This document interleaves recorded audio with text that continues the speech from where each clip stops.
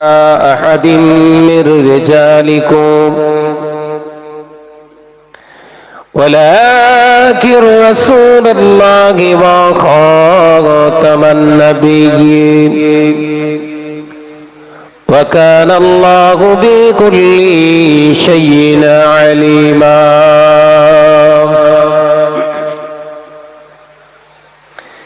إن الله وملائكته يصلون على النبي يا أيها الذين آمنوا صلوا عليه وسلموا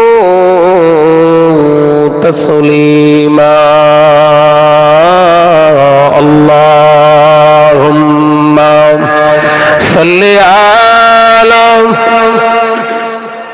বেশটাকে একে দিয়ে রাখো এক আরো জোরে পড়ি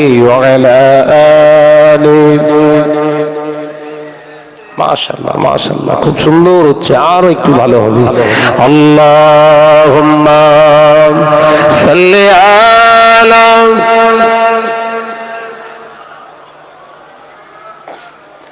ওয়ালা আলি সাইয়্যিদিনা পৃথিবী আমার আসল ঠিকানা নয় হৃদয়েতে একদিন মুছে যাবে এ সকল রঙিন পরিচয় পৃথিবী আমার আসল ঠিকানা নয় আল্লাহুম্মা সাল্লি আলা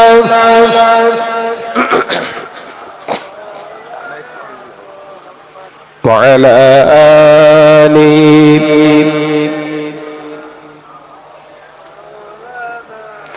এসেছি যে দুনিয়ার বুকে একা যেতে হবে কবরে একা এসেছি যে দুনিয়ার বুকে একা যেতে হবে কবরে একা থাকবে না কেউ সেদিন সঙ্গে আমার থাকবে না কেউ সেদিন সঙ্গে তোমার পাবো নবীজির দেখা জোরে হবে না সুবহানাল্লাহ আর একটু জোরে হবে না সুবহানাল্লাহ পৃথিবী আমার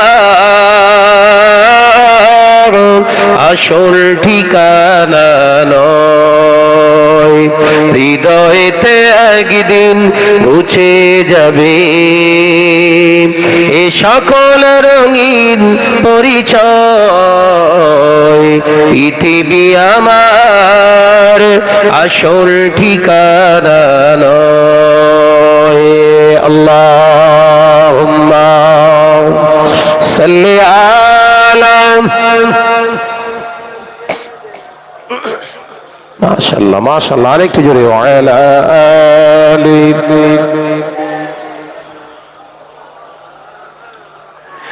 কিয়ামতের ওই কঠিন সময় থাকবে না কেউ আপন আমার কিয়ামতের ওই কঠিন সময় থাকবে না কেউ বন্ধু তোমার থাকবে সেদিন আপন হয়ে থাকবে সেদিন বন্ধু হয়ে নূর নবীজি হযরত একবার জোরে হবে না আরো জোরে হবে না নারে থাকবে পৃথিবী আমার আসল ঠিকানা নয় হৃদয়েতে একদিন মুছে যাবে এ সকল রঙিন পরিচয় পৃথিবী আমার আসল ঠিকানা নয় আল্লাহুম্মা সাল্লি আলা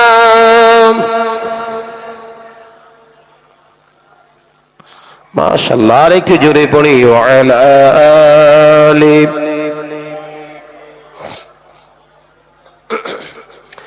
आवाज दी जिक्र करी कलमा ला इलाहा इल्लल्लाह ला इलाहा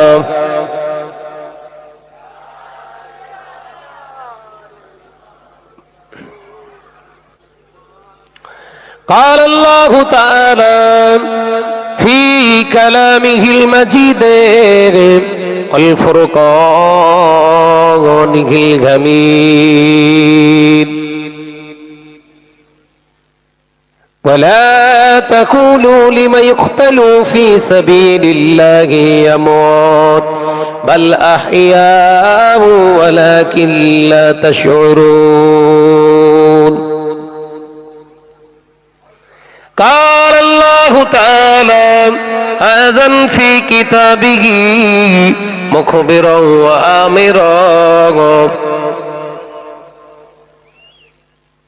فصل لربك وانهار قال رسول الله صلى الله عليه وسلم من تشبه بقوم فهو منهم قال النبي صلى الله عليه وسلم العلماء ورثة الأنبياء أو كما قال عليه السلام حاضران مجلس দিনদার নেককার আল্লাহওয়ালা পরহেজগার মুমিন মুসলমান ভাই ও বাবাজিরা, এই ভগবতীপুর খালসের চক গেরামের বার্ষিক ইসালে সাহাবের রহমতে সামিয়ানার নির্বাচিত সম্মানীয় সভাপতি মহাশয়, আমন্ত্রিত উলামায়ে কেরাম, খাস করে আমার পূর্বে ওয়াজ নসিহত করে গেলেন, কোরআন হাদিস থেকে অনেক মূল্যবান তথ্য পেশ করেছেন আমার বন্ধুবর মহতারাম আলহাজ হযরত মাওলানা ভাই আব্দুল্লাহিল মারুফ সাহেব, তার আগে অন্য উলামায়ে দ্বীন হাফেজে কোরআন আপনাদের কাছে আলোচনা পেশ করেছেন। আমি গুনাহগার মোহাম্মদ শাহনওয়াজ আপনাদের কাছে এসেছি অনেক দূর থেকে, পূর্ব মেদিনীপুরে, ওটা তমলুক থানার মল্লিকের চক, ওখানেও চক, ওখানেও একটা জলসা প্রোগ্রাম সেরে 1 ঘন্টা 40 মিনিটের ভিতরে আল্লাহ আপনাদের কাছে এনেছেন। যে আল্লাহ দুনিয়ার সমস্ত খারাপিয়াত থেকে, নোকসানিয়াত থেকে আল্লাহ আমাদেরকে বসার আশার আল্লাহ সুযোগ দান করেছেন, সেই মহান স্রষ্টা রব্বুল আলামিনের দরবারে কালিমাতু শুকর আদায় করে একবার বলি আলহামদুলিল্লাহ। একবার জোরে বলেন সালাতু সালাম জানায় বিশ্ব নবীর দরবারে, যে নবী সৃষ্টি না হলে আমার আল্লাহ কুল কায়নাতকে সৃষ্টি করতেন না। জোরে বলুন সুবহানাল্লাহ, আর একটু জোরে বলুন সুবহানাল্লাহ। সে নবীর প্রতি জানাই লাখো কোটি দরুদ ও সালাম, উচ্চ আওয়াজে পড়ি সাল্লাল্লাহু আলাইহি ওয়াসাল্লাম। জলসা মাহফিল এই বছরের ভিতরে প্রচুর এলাকায়, বিশেষ করে আমার ভগবতীপুর, নবাবপুর, এসব এলাকায় প্রচুর পরিমাণে জলসা হয়। আব্বা মারা গেছে, দাদাজান দাদিজান মারা গেছে, ইসালে সব নিয়ে এসো, 2টো বক্তা, জলসা হবে, ইসালে সব হবে, তার সঙ্গে জলসা হবে। ওয়াজ মাহফিলের আর অভাব নেই, বক্তাদের অভাব নেই, এরকম মুজমা মজলিসের অভাব নেই। এখন সবথেকে বড় অভাব হয়ে গেছে ভালো একজন প্রকৃত আল্লাহকে ভয় করেনেওয়ালা মুসলমানের। কার অভাব? জোরে বলেন। নামাজির অভাব নেই, টুপিওয়ালা, দাড়িওয়ালা, নামাজি, হাজি, ওমরাকারী, হাফেজ সাহেব, মাওলানা সাহেব, অভাব নেই। অভাব পড়ে গেছে আল্লাহকে ভয় করেনেওয়ালা একজন বান্দার। যেটা বলছি ভালো করে বুঝে দেখেন। আপনি ভাবছেন শাহনাজ ভাই আমি তো দাড়ি রেখে নামাজ পড়ছি 5 ওয়াক্ত, হজ করেছি, ওমরা করেছি, আমি তো আল্লাহকে ভয় করি।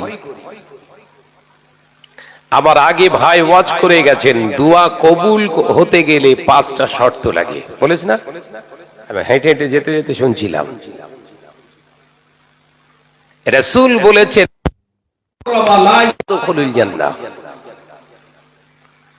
হারাম খানেওয়ালা ব্যক্তির গায়ে যে গোশতটা তৈরি হয় কশিনকালে বেহেশতে যাবে না। দোয়া কবুলও পড়ে, হারাম খেয়েছেন, শরীরের ভিতরে যে গোশত তৈরি হয়, খানা খেলে তবে তো তৈরি হয়। বল না রে বাবা। রাসূল বললেন হারাম খানা খেয়েছেন, ওই হারাম খানা খাওয়ার কারণে শরীরে যে গোশত পিণ্ডটা তৈরি হচ্ছে, যে মাসাল তৈরি হচ্ছে, ওটা কশিনকালে বেহেশতে যাবে না। নামাজি হয়ে কি করবেন? রোজাদার হয়ে কি করবেন? হাজি হয়ে কি করবেন? বিরাট মসজিদের সেক্রেটারি হয়ে কি করবেন? মসজিদ বানিয়ে কি করবেন? মাদ্রাসা বানিয়ে কি করবেন? আপনার জীবনের প্রথম লক্ষ্যে আনুন মৌতের আগ পর্যন্ত হালাল খানা ছাড়া হারামের দিকে মুখ ফেরাবো না। তাহলে আপনার লক্ষ্য ঠিক আছে। কথা বোঝাতে পারছি না?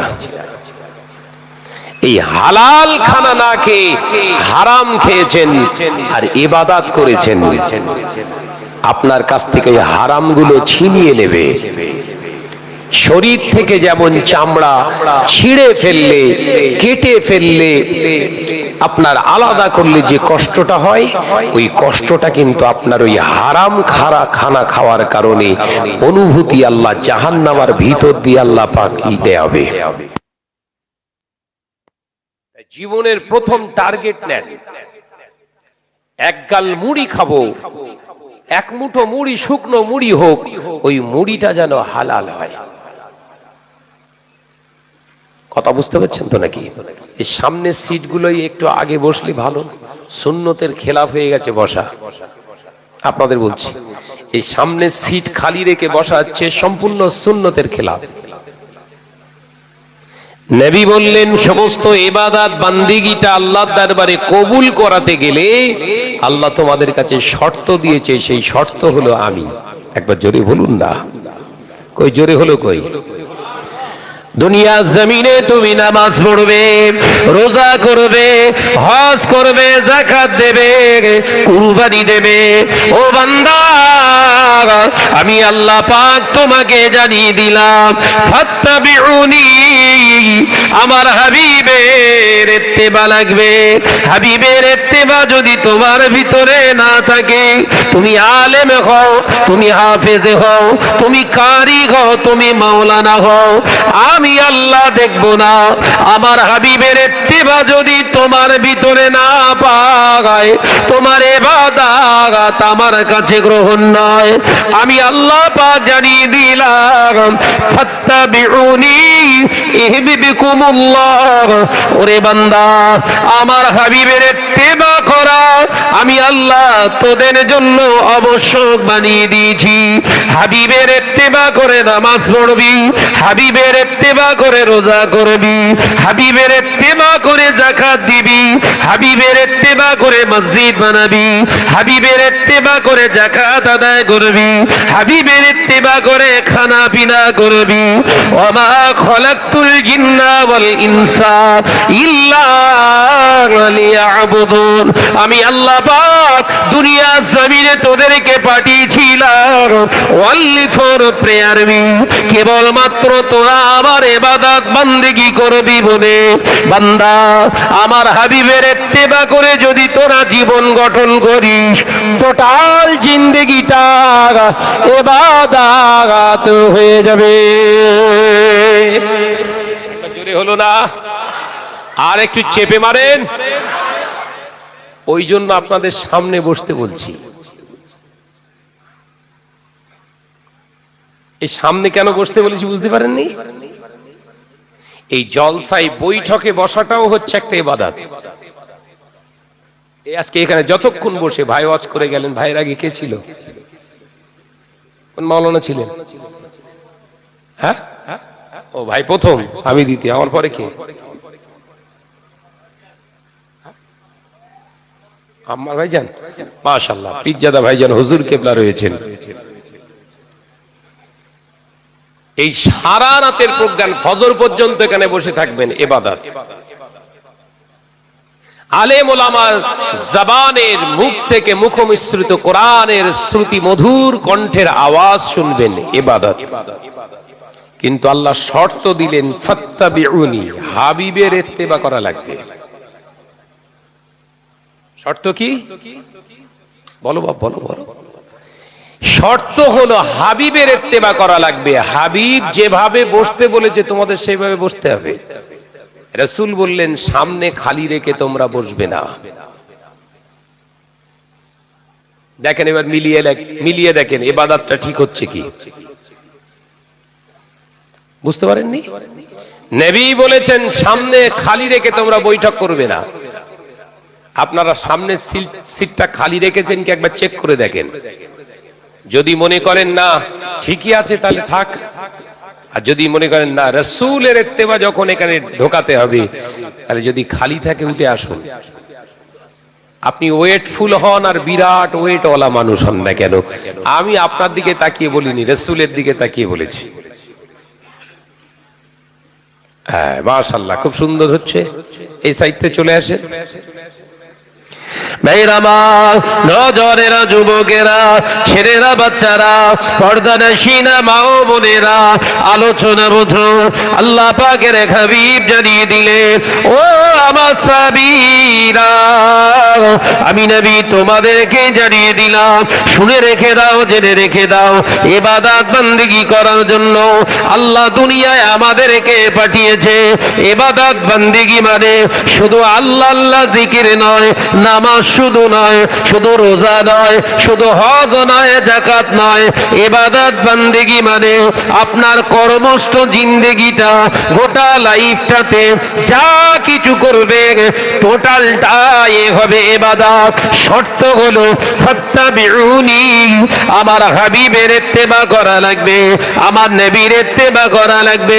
এই নবীর ইত্তেবা করলে আল্লাহর নবী 63 বছরের জিন্দেগিতে একদিনের জন্য তিনি হারাম মুখে দিতেন না।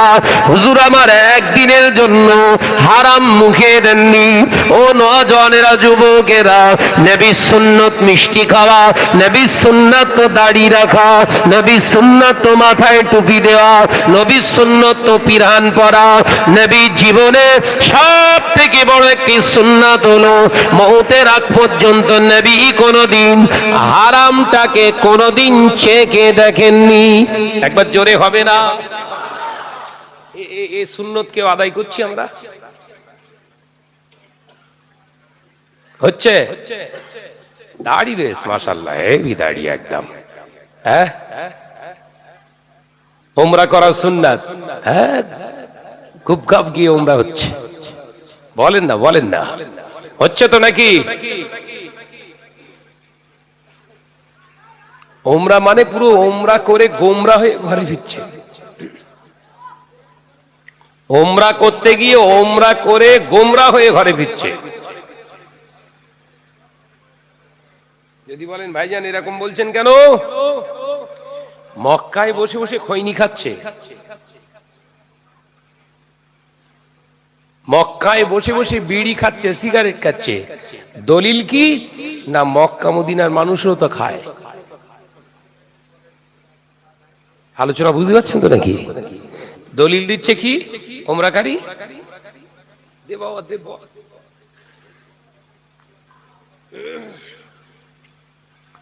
মক্কা মদিনার মানুষগুলো খাচ্ছে, আমরা খেলি দোষ। মক্কা মদিনার মানুষগুলো তোমার ভিটেতে আসেনি। তোমার ভিটেটা যদি মক্কা মদিনার জমিন হতো, ওদের জন্য হারাম হতো। বোঝাতে পারলাম না? ওই মক্কা মদিনাটা যদি তোমার বাড়িটা, তোমার গ্রামটা হয়ে যেত, তাহলে এই মক্কা মদিনা শরীফের মানুষের জন্য তোমার ভিটেতে এসে বিড়ি সিগারেট খাওয়াটা হারাম হতো। কোন মেহমান মেজবানের বাড়িতে যে অসভ্য আচরণ তাদের ভিতরে কখনো ফুটে উঠতে পারে না। আপনি তো রাসূলের আপনার মেহমান, আল্লাহর খানায় কাবার মেহমান, বাদরম করতে গেছো, ওমরা হচ্ছে না গুমরা হচ্ছে বোঝা মুশকিল।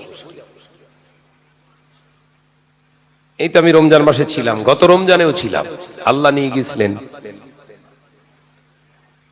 এবছর আমি 23 রোজাতে ফিরেছি। এবছর শুধু ওমরাকারীদের সংখ্যা হলো 2,2,50,000 মানুষ। শুনেছেন এরকম কোন সময়? রেকর্ড। কি পরিমাণে মানুষ ওমরা করছে। গত বছর ওমরা করেছি আমরা 1,43,00,000 মানুষ ওমরা করেছিলাম রমজান মাসে। এবছর সেটা এরাই ডবল। এই এত মানুষ আল্লাহর খানায় কাবায় স্পর্শ করে যখন ঘরে ফিরছে, সমাজের কিন্তু একটা পরিবর্তনের ধারা তৈরি হবার কথা। হবে না? দরকার আছে না? জোরে বলেন না। আল্লাহর খানায় কাবা স্পর্শ করে এসছে, হাজারে আসওয়াদে চুম্মা দিয়ে আসছে, রাসূলুল্লাহর দরবার থেকে সালাম দিয়ে চলে আসছে। সেই মানুষের মন মানসিকতা, চলাফেরা, খাওয়া দাওয়া কেমন হবে? ভাইরা আমার, নজরেরা, যুবকেরা, ছেলেরা, বাচ্চারা, পর্দানশীনা মা ও বোনেরা, আলোচনা বোঝো। আপনার জীবনে পরিবর্তন হবে না, খানায় কাবার ভিতরে বসে থাকলেও পরিবর্তন হবে না।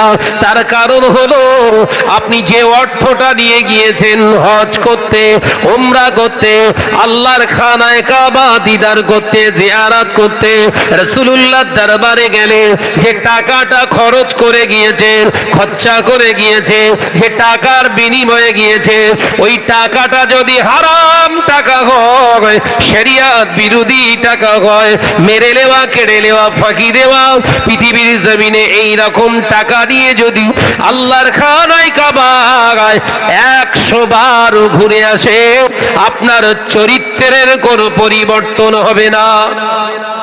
বোঝাতে পারলাম না? এইগুলোই তো সমাজে বোঝানো হচ্ছে না। হজ করা ফরজ, এই এলাকার টপ র্যাঙ্কের সুদখোর বলছে যাক হজ মেরে দে, বেরিয়ে আসে। কথা বলছে না কেন? এটাই হচ্ছে তো নাকি? ওমরা করলে রমজান মাসে সব থেকে বেশি সওয়াব পাওয়া যাবে। লটারি কোডটা চিন্তা করতে যায়, সব একটা ধুনে আসি, লটারি কেটিস তো কি হবে, ওকে ওমরা মেরে দে, বেরিয়ে এসে।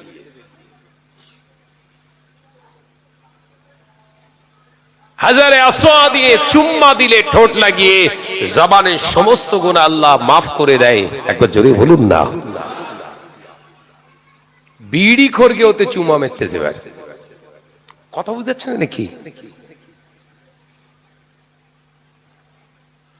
আমার আলোচনা কিন্তু খুব ঠান্ডা মাথায় বুঝতে হবে। এত কোরআনের আয়াত ভাই যা করে রেখে গেছে, ও আলাদা ওয়াজ। আমি একটু আলাদা ওয়াজ করি, জানেন তো, শুনেছেন তো। অনুধাবন করা শিখুন। পেলেন কোরআন হাদিসের ইবারত বা আয়াত তুলে যদি তার অনুবাদ করে রেখে যায়, আপনারা তো কোরআন বুঝবেন না। বুঝবেন? ওই কোরআনের ব্যাখ্যা করতে, ওই শিক্ষাটা অর্জন করতে আমার 16 বছর টাইম লেগেছে। ভাইয়ের 16 বছর গেছে, আর আমি 2 ঘন্টায় আপনার শিখিয়ে দিয়ে চলে যাবো, আপনি বুঝে নেবেন। কথা বোঝাতে পারলাম না? ওই কোরআনের আয়াতের অনুবাদটা, ব্যাখ্যাটা, মানেটা বোঝার জন্য আমার সময় লেগেছে ক বছর, আর আপনি 2 ঘন্টায় বুঝে নেবেন।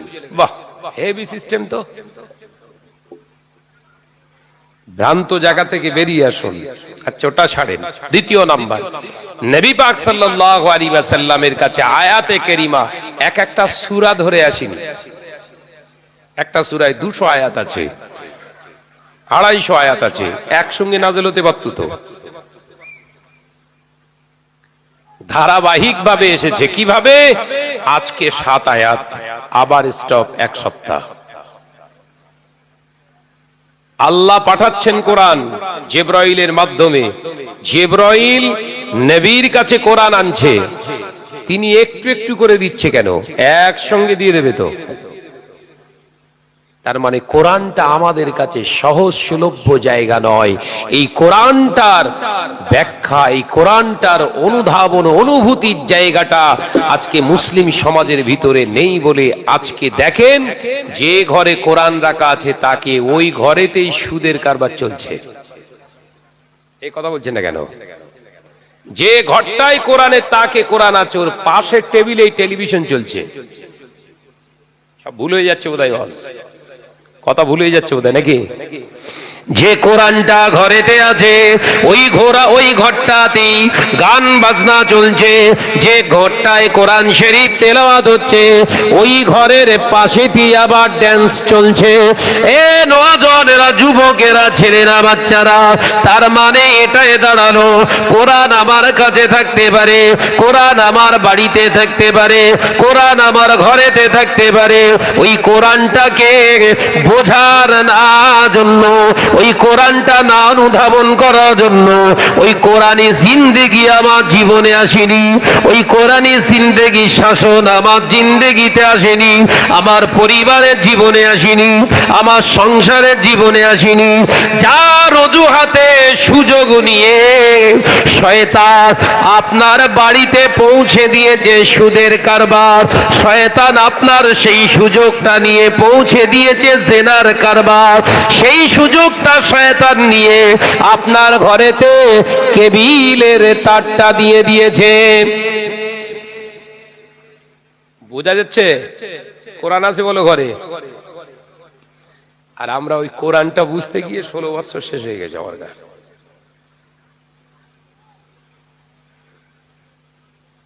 সমাজকে এটা বোঝাতে পারছি না।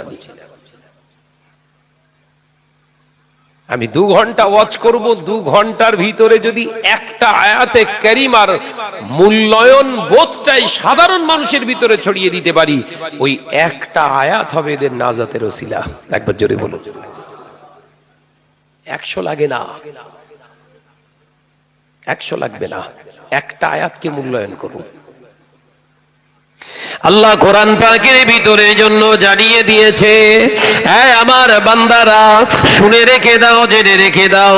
কুল ইন কুনতুম তুহিব্বুনাল্লাহ ফাত্তাবিউনি ইহবিবকুমুল্লাহ ওয়া ইয়াগফিরু লাকুম যুনুবাকুম ওয়াল্লাহু গফুরুর রহিম। আমি আল্লাহ পাক তোমাকে জানিয়ে দিলাম হাবিব, আপনি বলে দিন পৃথিবীর জমিনে ওরা নামাজ পড়ে, রোজা করে, হজ করে, যাকাত দিয়ে আমি আল্লাহর নৈকট্য হাসিল করতে পারবে না, আমি আল্লাহর পেয়ারা হতে পারবে না। আমি আল্লাহর নৈকট্য হাসিল করতে গেলে, আমার ভালোবাসা অর্জন করতে গেলে আমি আল্লাহ পাক শর্ত দিলাম ফাত্তাবিউনি, আপনার যেন ওরা ইত্তেবা করে। কারণ ওরা যদি ওদের মতো চলে আমার দিন প্রতিষ্ঠিত হবে না। আমার দিনকে প্রতিষ্ঠিত করার মূল কারিগর হলেন আপনি। আপনার অনুসরণ করাটা আপনার উম্মতের জন্য অবশ্য করে দিলাম। এবার নবীকে নিয়ে একটু বিশ্লেষণ করুন। নবী সংসার করেছে, বিবাহ করেছে, স্বামী স্ত্রীর সম্পর্ক করেছে, সন্তান নিয়েছে, ব্যবসা করেছে, করেছে তো নাকি? বলদারে বাবা, দিনের দাওয়াত করেছে, রাষ্ট্র শাসন করেছে। কথা বলছেন না কেন? কোনটা বাদ গেছে রাসূল? মদ খাননি, জুয়া খেলেননি, তাস খেলেননি, সাট্টা খেলেননি, জেনা করেননি। ভালো করে বুঝুন নবীর ইত্তেবা কোনটা। এই জায়গা থেকেই মুসলিম সমাজ ধ্বংস হয়ে যাচ্ছে। সমাজে এরকম কিছু প্রচলিত বাক্য রয়েছে, যা করছিস কর, নামাজটা ঠিক পড়। বলে না এরকম বাক্য আছে না নাই? যা করছিস কর, নামাজটা পড়। তার মানে যা করছে করবে, নামাজটা পড়লেই হয়ে যাবে। এটা কোনো ইমানি কথা হলো? মুসলমানের কথা এটা না মিয়া। যা করছিস কর, নামাজটা পড়, এটা কোনো ইসলামের বাণী নয়। চালিয়ে দেয়া হয়েছে। যেমন চালিয়ে দিয়েছে কি, টাকা থাকলেই হজ।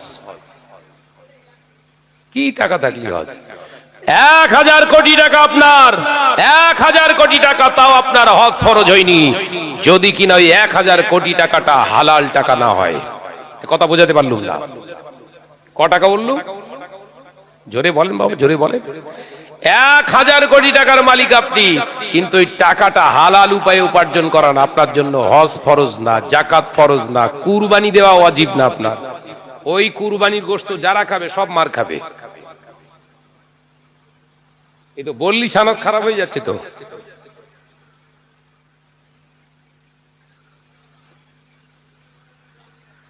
আমার ঘুম পাচ্ছে, শুয়ে পড়, শুয়ে পড়, তোলবার কষ্ট হচ্ছে, শুয়ে পড়। কথা বুঝছেন না? 1000 কোটি টাকার মালিক আপনি, হজ ফরজ হলো না, জাকাত ফরজ হলো না, আপনার জন্য কুরবানি ওয়াজিব হলো না। কেন? শরিয়ত মেনে আপনি রোজগার করেননি, কামাই করেননি, অন্য পন্থা অবলম্বন করাটা অন্যায়। এই অন্যায়ের ভিতরে ইবাদত পাওয়া যায় না। কথা বুঝছেন তো নাকি? বিশাল টাকার মালিক কিসের ব্যবসা করে না? বিরাট কাপড়ের বিজনেস। হালাল রুজি, হালাল রুজি। লেবারেরা খেটেছে, তাদের পারিশ্রমিক থেকে এ গোপন ভাবে এমন কোয়ালিটি, এমন কায়দায় টাকাগুলো কাটছে, ওরা বুঝতে পারছে না। এ ভাবছে, ওরা জানতে পারছে না মানি আমার হালাল। কি করে সর্বনাশ হচ্ছে দেখেন। কাপড়ের কাজ করছে কারিগররা, 50টা কারিগর কাজ করছে। কিছু কাপড়ের সেলাইয়ের ভিতরে ডিসপুট দেখা দিয়েছে, সেলাইগুলো একটু হালকা চলবে না, চালিয়ে দিয়েছে, বলো মেকআপ দিয়ে দিয়েছে সেখানে, কিন্তু এখানে এসে বললো তোদের এত ডর্জন মাল চলিনি, দাম পাবিনি। ওই ডর্জনের টাকাটা পুরোটাই ভোগ করেছে হারাম। আপনি নামাজ পড়ে জান্নাত খুঁজছেন? আল্লাহ নবী সাহাবীরা বললে মদিনার মসজিদে নবী শরীফে আল্লাহ নবী নামাজ আদায় করে বসে রইলে সাহাবায়ে কেরামদের ভিতর থেকে একজন সাহাবী উঠে বললেন, ইয়া রাসূলুল্লাহ, হাবিবাল্লাহ, জান্নাতে যাবার সহজ ও আমার আমলটা বলে দেন। জান্নাতে যেতে চায়, আমলটা হবে সহজ, কিন্তু আমি সহজে জান্নাতে যেতে চাই, এই আমলটা আমায় বলে দেন। আল্লাহ নবী বলেছিলেন, ও আমার সাহাবী, লা তুকাযিব, তুমি কখনো জবান থেকে মিথ্যা কথা বলো না। আমি রাসূলুল্লাহ বলছি, মওতের আগ পর্যন্ত যদি আমলটার উপর ইস্তেকামাত দিতে পারো, আমি নবী বলছি জান্নাত নসিব হয়ে যাবে। একবার জোরে বলেন, কি আমল দিচ্ছে? 5 ওয়াক্ত নামাজ পড়ো, রোজা করো, হজ করো, যাকাত দাও, কিচ্ছু না। রাসূল বললেন, লা তুকাযিব, মিথ্যাবাদীদের অন্তর্ভুক্ত হয়েও না, তুমি মিথ্যা কথা বলবে না, যাও। এই আমলটার উপরে, ইস্তেকামাতের উপরে দৃঢ়তার সঙ্গে আমল করো মওতের আগ পর্যন্ত, ইনশাআল্লাহ মওতের সাথে সাথে জান্নাত। একবার জোরে বলুন, হ্যাঁ জোরে বলেন না। এই আমলটা আমরা করতে পারবো জীবনে? নামাজ পড়তে পারবো, কিন্তু মিথ্যে কথা বলতে দিতে হবে। কথা বল না রে বাবা, সারাদিনে একটা অন্তত না বললি ফরজ আদায় হবে না, বল। হ্যাঁ, একটা বার যে কোনো প্রসেসে মিথ্যে কথা বলতেই হবে, হয় বইয়ের সঙ্গে, নইলে ছেলেপিলার সঙ্গে, নইলে ব্যবসার খাতিরে, নইলে রাস্তায় বন্ধু বান্ধবের। একটা না মানলি ঠিক হজম হবে না ভেতরটা। মুসলমান জান্নাতে যাবে, নামাজ পড়ে সিধা জান্নাত। আমার আলোচনা বুঝে এসছে বাপ? নবী বলতে পারতেন, তাহাজ্জুদ পড়ো, কিয়ামুল লাইল, তুমি তাহাজ্জুদের নামাজটা পড়বে, যাও। নবী হারামটাকে আটকান আগে, এটাই হচ্ছে রাসূলের কৌশল। একবার জোরে বলবেন না? এই জোরে হচ্ছে না? রাসূলের জীবনের প্রথম দাওয়াত হচ্ছে, কোয়ালিটি হচ্ছে, রাসূলের দাওয়াতের সেকশন হচ্ছে, রাসূলের দাওয়াতের টার্গেট হচ্ছে হারামটাকে আগে বন্ধ করা। একবার জোরে বলুন না।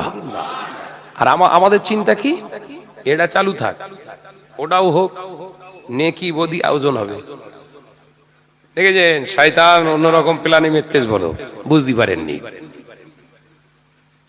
ভাইরা, নজনেরা, যুবকেরা, মুরব্বিয়ান গণেরা, পর্দানাশীনা মা ও বোনেরা, খালসের চোখের মুসলমানেরা, আল্লাহ নবী দো জানের বাদশাহ হাবিবুল্লাহকে, নবী জনাবে মুহাম্মদ রাসূলুল্লাহকে সাল্লাল্লাহু আলাইহি ওয়াসাল্লাম এই কথাটা যখন হুজুরকে বললে, সাহাবী হুজুর কথাটা শুনে অবাক হয়ে গেলেন, বিস্মিত হয়ে গেলেন। আল্লাহ নবী আমার নামাজের কথা বললেন না, রোজার কথা বললেন না, হজের কথা বললেন না, যাকাতের কথা বললেন না, নবী জবান দিয়ে মিথ্যা কথা বলতে নিষেধ করলেন। আল্লাহ নবীর সাহাবী হুজুর আমার টুক টুক টুক টুক করে বেরিয়ে যাচ্ছে। হঠাৎ মদিনার মসজিদে নবী শরীফ থেকে হযরতে বেলাল রাদিয়াল্লাহু তাআলা আনহু আযান হেঁকে দিয়েছে, হাইয়া আলাস সালাহ। হযরতে বেলালের আযানটা, হাবশী দেশের বেলাল, হাবশী দেশের বেলাল রাদিয়াল্লাহু তাআলা আনহুর ওই আযানটা সাহাবীর কানে পৌঁছে গেছে। সঙ্গে সঙ্গে হুজুর দাঁড়িয়ে পড়েছে, চিন্তা করছে এই আযান আমি যে শুনলাম, দীর্ঘদিন আমি আযানের জবাব দিইনি, আযানের জবাব দেওয়া তো আমার জন্য ওয়াজিব ছিল। এবারে রাসূলুল্লাহ দরবারে যদি আমি যাই, নবী আমাকে যদি জিজ্ঞাসা করে, ও আমার সাহাবী তুমি আযান শুনে আযানের কি জবাব দিয়েছো, আমি রাসূলুল্লাহকে হ্যাঁ বলতে পারবো না, আবার না বললে তো রাসূলুল্লাহ নাখোশ হয়ে যাবে। তাই আজকে থেকে প্রতিজ্ঞাবদ্ধ হয়ে গেলাম, মওতের আগ পর্যন্ত জীবনে কোনোদিন সজ্ঞানে আযান শুনে আযানের জবাবটা না দিয়ে থাকবো না। একবার জোরে বলেন। দেখেছেন একটা আমল দিয়েছেন, কটা আমল? একটার সঙ্গে জীবনে মিথ্যা কথা বলবে না, একটা জুড়ে গেছে বলে গেলে। আমি বোঝাতে পারছি না বোধহয়। কটা আমল দিয়েছে রাসূল, আর সাহাবী কটা শুরু করেছে? দুটো হয়ে গেছে বলো। পীরানের তরিকাতদের সোহবতে ইলমে তাসাউফের, ইলমে মারিফাতের জ্ঞান অর্জন করার যে শরিয়াতে আমরা যে বলি, অবশ্যক পীরের হাতে বায়াত হয়ে তার সোহবত লাভ করা দরকার। কেন? যিনি পীর হবেন, আল্লাহ ওয়ালা হবেন, তার প্রথম ওজিফা হবে, প্রথম তালিম হবে, বাবা হারামটা বন্ধ করো।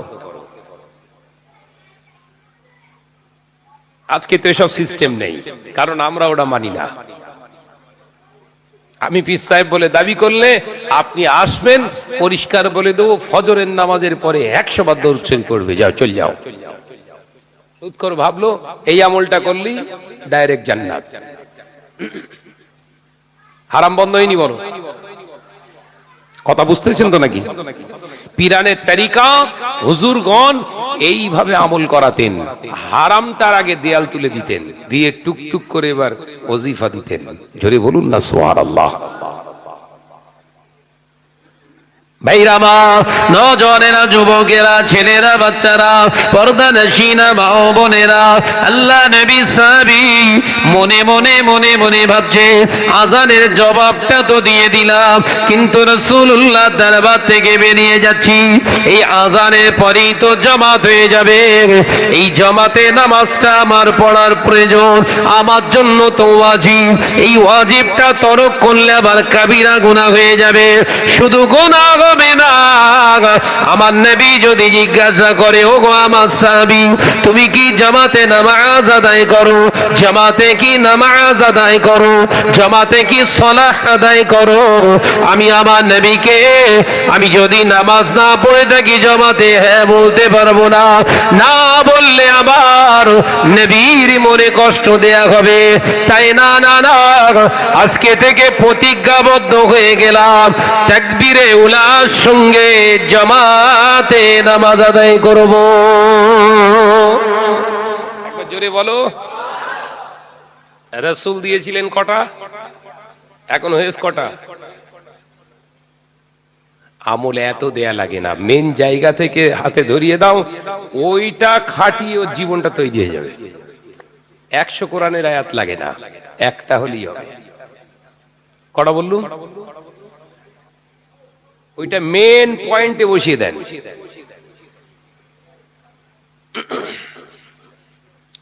মুসলিম সমাজ আজকে যে অস্থিরতা, ওয়াকফ অ্যামেন্ডমেন্ট বিল পাশ করেছে, আইন হয়ে গেছে। মোল্লা মলি সাহেব হুজুর আমরা সব রাস্তায় হো হো হো হো হো করছি, মানবো না, মানছি না, মানবো না, মানছি না, মানবো না। গুলিবিদ্ধ হয়ে 3টে পড়ে গেছে, শুনেছেন তো নাকি?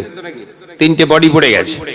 আচ্ছা, আজকে আবার ভাঙড় দক্ষিণ 24 পরগনায় খণ্ড যুদ্ধ হয়েছে মোল্লাদের সঙ্গে পুলিশের সঙ্গে। কথা বুঝতে পেরেছেন তো? হচ্ছে, হবে, কিচ্ছু করার নেই, হবে।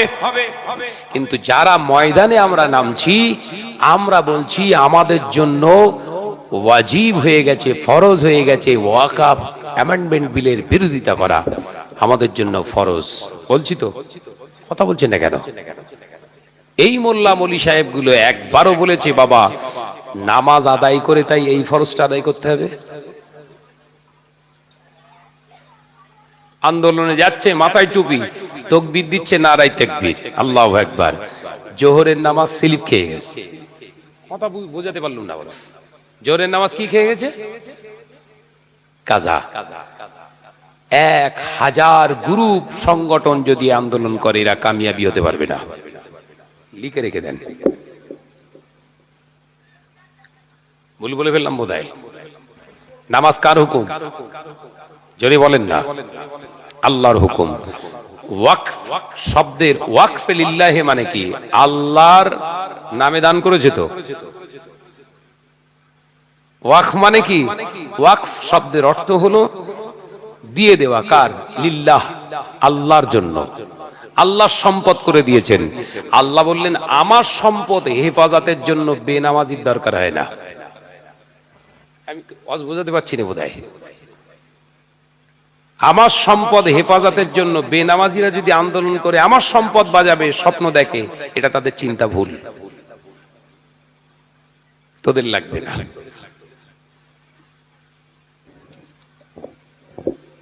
সবচেয়ে মজার বিষয় হচ্ছে এইগুলো, যে জায়গাগুলো আজকে আমরা ছেড়ে দিয়েছি, যেগুলো আল্লাহ ফরজ করেছিল সেগুলো আমরা ধরাছোঁয়ার বাইরে রেখে দিয়েছি, অন্যটা নিজের জীবনে ফরজ করে নিয়ে দৌড়দৌড়ি করছে।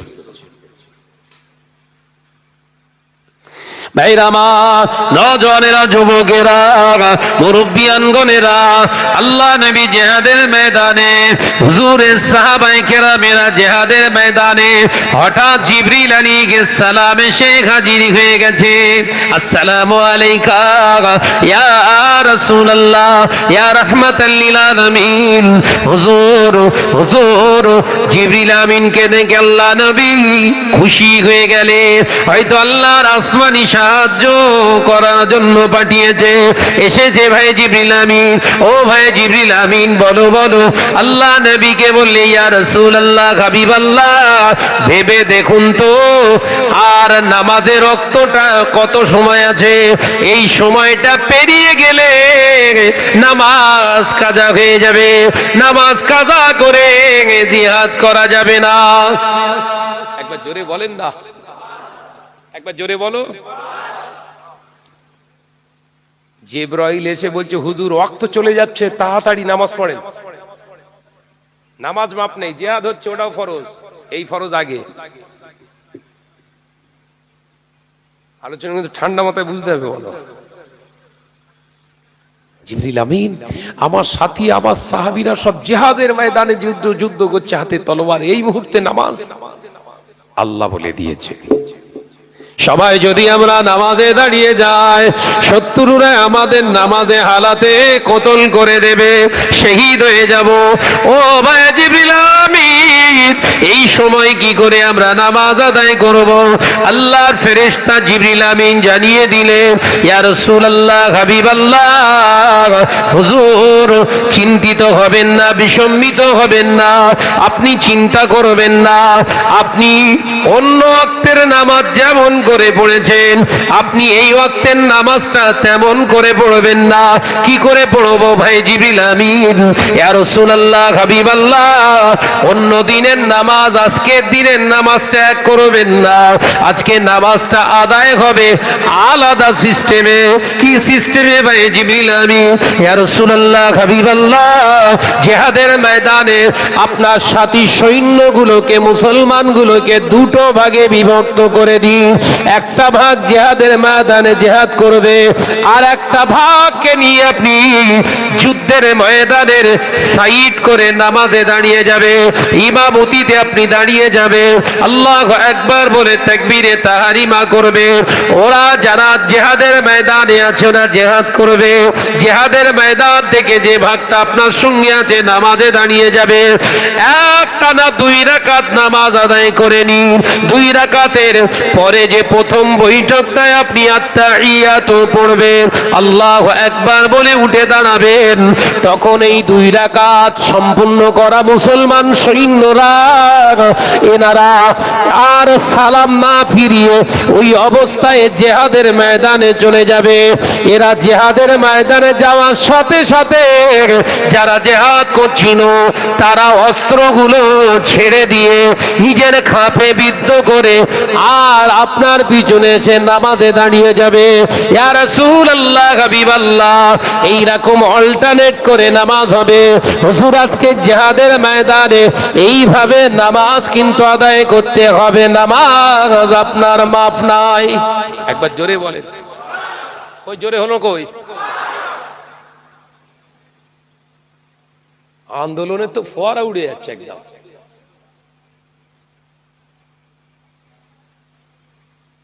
বললি বলবেন শাহনাজ ভাই শুধু গুতো মেরে মেরে কথা বলে।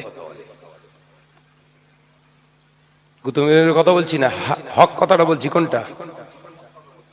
আল্লাহ সম্পদ বাঁচাবেন, আপনি জিহাদের ময়দানে যাচ্ছেন, নামাজ আল্লাহ মাফ করে দিয়েছে। আফজালুল ইবাদাত, আফজালুল ইবাদাত ইবাদাতুস সালাহ, নামাজ হচ্ছে উত্তম ইবাদত। ইবাদত যত আছে উপাসনা, সব উপাসনার শ্রেষ্ঠ ইবাদত হচ্ছে নামাজ। একবার জোরে বলুন। তোমার ভিতরে নামাজ নেই, আন্দোলন করে আদায় করবা।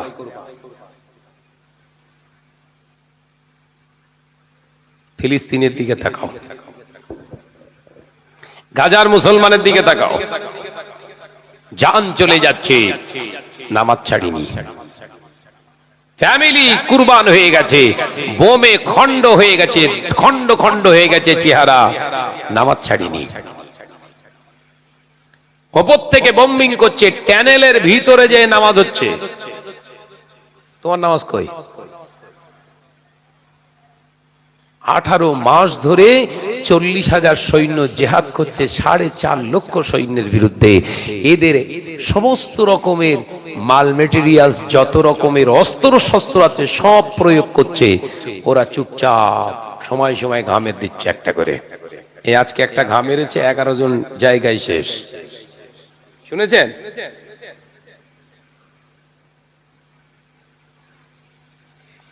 আমেরিকার এত তথ্য প্রযুক্তি, এত টেকনোলজি, এত ইউজ করে কই কিছু তো করতে পারছে না। তো ওরা বলেছিল, এই প্রথম যুদ্ধবিরতি একটা চুক্তি হয়েছিল না 42 দিনের, ওরা বলেছিল, শোনেননি, যে আমরা 15,000 সৈন্য মেরে ফেলেছি। কত হাজার? 15,000 হামাস সৈন্য মেরে দিয়েছি। যে যুদ্ধ চুক্তি বাস্তবায়িত হওয়া শুরু হয়ে গেছে, হিড় হিড় করে সব বেরোচ্ছে, স্যাটেলাইটের মাধ্যমে পরিষ্কার হয়ে গেল। এদের 1টা থেকে 7টা থেকে 9টা সৈন্যকে, কমান্ডারকে মারতে পেরেছে, বাকি সব সহি সালামতে আছে। আবার ভয় খেয়ে গেছে। কথা বুঝাচ্ছেন না? কারণ আল্লাহ বললেন যে আমার হয়ে যায়, আমি আল্লাহ হেফাজতের মালিক তাদের হয়ে যায়। একবার জোরে বলুন, একবার জোরে বলেন না সুবহানাল্লাহ। আপনার হেফাজতের দায়িত্ব কে নেবে? আমার আল্লাহ নেবে। আপনি আল্লাহর হয়ে গেছেন, আপনি আল্লাহর হয়ে গেছেন। আল্লাহর সঙ্গে কথা বলেন আপনি। 5 ওয়াক্ত দিনে 5 বার আপনাকে আল্লাহ ডাকে মুয়াজ্জিনের মাধ্যমে। সাড়া দিয়েছো? আইপিএল খেলালে ব্যস্ত। নওজওয়ানেরা, মুরব্বিয়ানগণেরা, ছেলেরা, বাচ্চারা, পর্দানশীনা মা ও বোনেরা, আলোচনা বোঝো। আল্লাহ নবী তো জানে বাদশাহ হাবিবুল্লাহকে, নবী জানাবে মুহাম্মদ রাসূলুল্লাহকে সাল্লাল্লাহু আলাইহি ওয়াসাল্লাম। হুজুর আমার এই আপনার নামাজের প্রসেসটা যখন সাহাবায়ে কেরামদেরকে শিখিয়ে দিলে, আল্লাহ পাক ওই জিহাদের ময়দানে এই নামাজের প্রসেসিংটা দেখে কাফেরেরা ভয় খেয়ে গিয়েছিল। এ আবার নতুন সিস্টেমের জিহাদ শুরু হয়ে গিয়েছে, আর কৌশলটা চেঞ্জ করে ফেলেছে। মুসলমানদের সঙ্গে পারা যাবে না, তাই তারা জিহাদের ময়দান ছেড়ে ভয়ে পালিয়ে গিয়েছিল। আল্লাহ পাকে নামাজের ওসিলায় মুসলমানদেরকে আল্লাহ কামিয়াবি হাসিল করেছিলেন। কামিয়াবি কিসে? বিশ্বাস যদি না করো একটু ঘেঁটে দেখো। হাইয়া আলাল ফালাহ,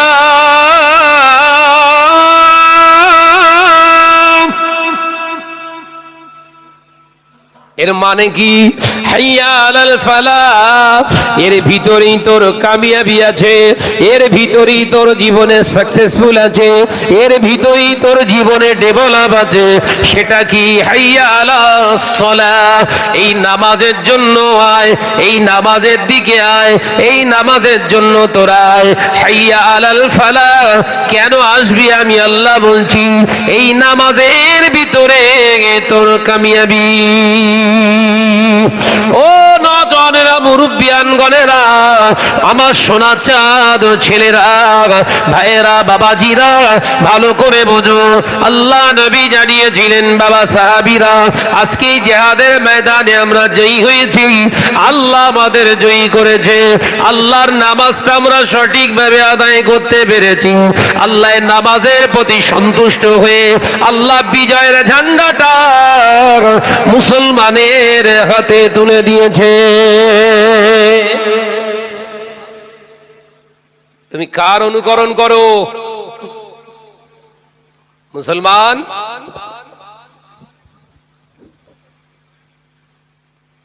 নামাজটা আদায় করব হুজুর, তাহলে ওযু করে আসি। না না না না, যাত্রার জন্য নামাজ ফরজ নাই। কে বলেছে? কোন মৌলভী সাহেব বলেছে? যাত্রার জন্য নামাজ ফরজ নয়, ইমানদারের জন্য নামাজ ফরজ। কার জন্য? জোরে বলো বাপ। ভেজাল ঈমান না। ভেজাল ঈমানের দুটো একটা উদাহরণ দেই নাকি? দেই নাকি? বুঝতে পারবেন না। ভেজাল ঈমান শোনেননি? ঈমান এনেছেন আমানতু বিল্লাহি ওয়া মালাইকাতিহি ওয়া কুতুবিহি ওয়া রুসুলিহি, এই তো নাকি?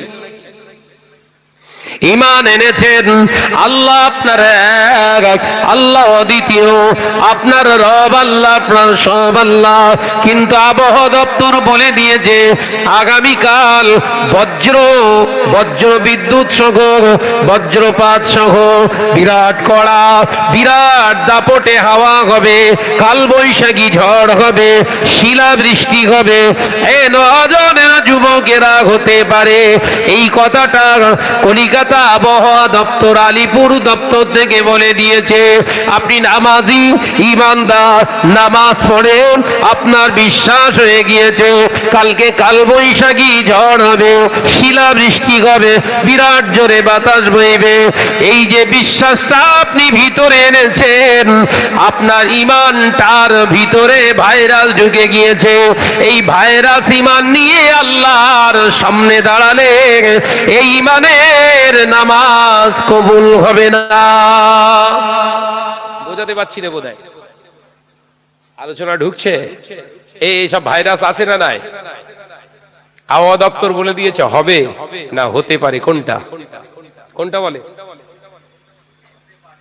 হতে পারে, সম্ভাবনা, তার মানে হতে পারে, নাও তো পারে। কিন্তু এ কেলো মোল্লা কি বলছে? বলো বাপ বলো, এ কি বলছে? কালকে বিরাট ঝড় হবে। হ্যাঁ, কোত্থেকে সংবাদ পেলি, কে বললো? তো বলে ও আবহাওয়া দপ্তর বলে দিয়েছে। আমার আলোচনা মাথায় ঢুকছে তো?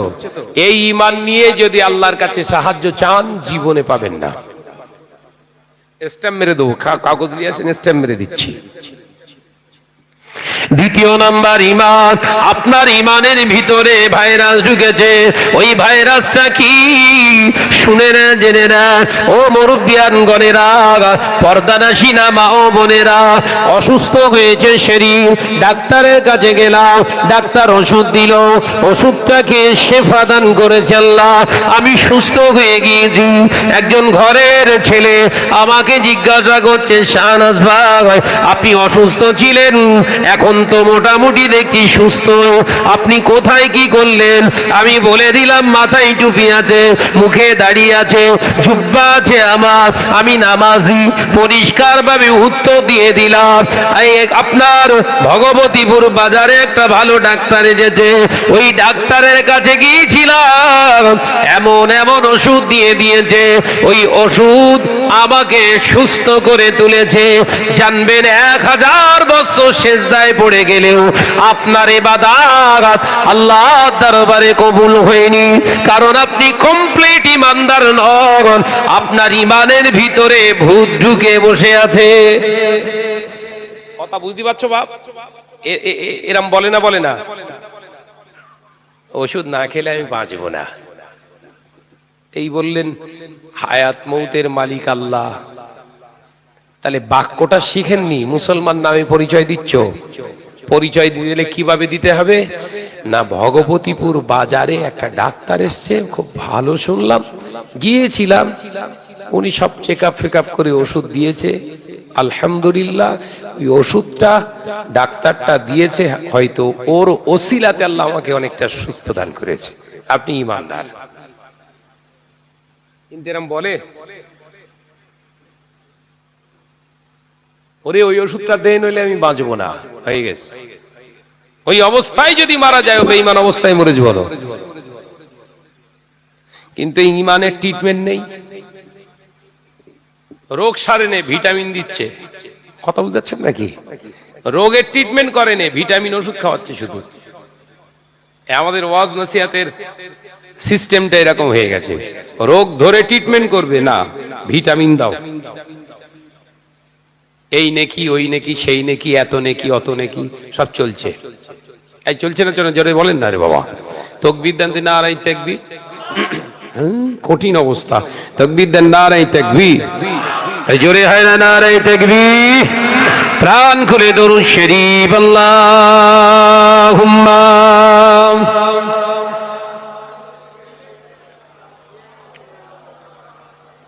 আওয়াজ দাও, আওয়াজ দাও। আলা আলি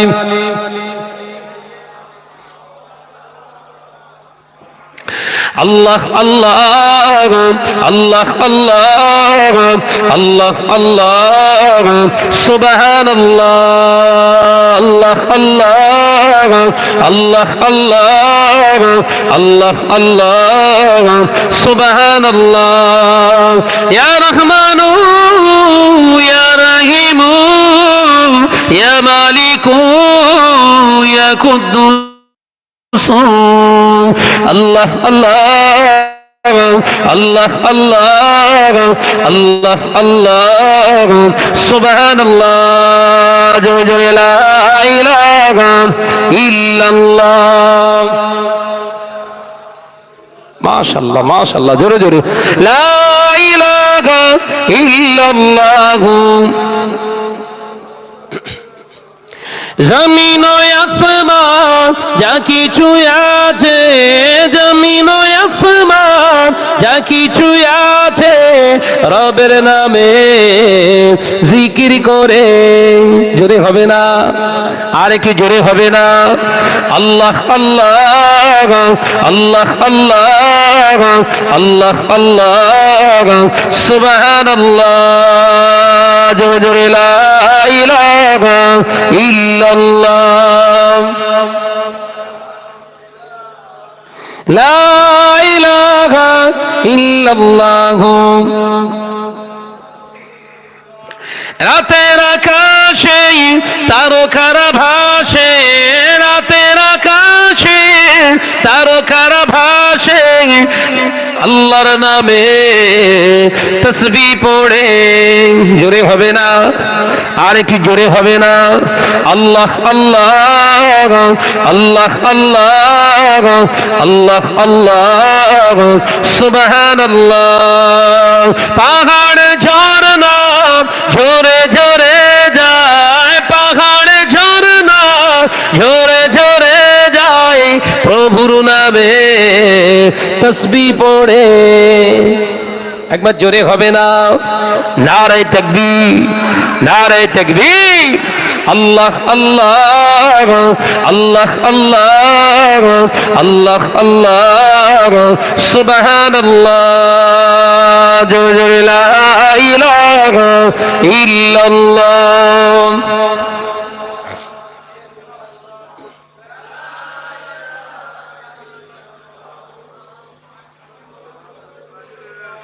ভোরের পাখি কুহু কুহু ডাকি, ভোরের পাখি কুহু কুহু ডাকি রবের নামে জিকির করে। আল্লাহ আল্লাহ আল্লাহ আল্লাহ আল্লাহ আল্লাহ সুবহানাল্লাহ। ইয়া রহমানু ইয়া রহিমু ইয়া মালিকু ইয়া কুদ্দুসু।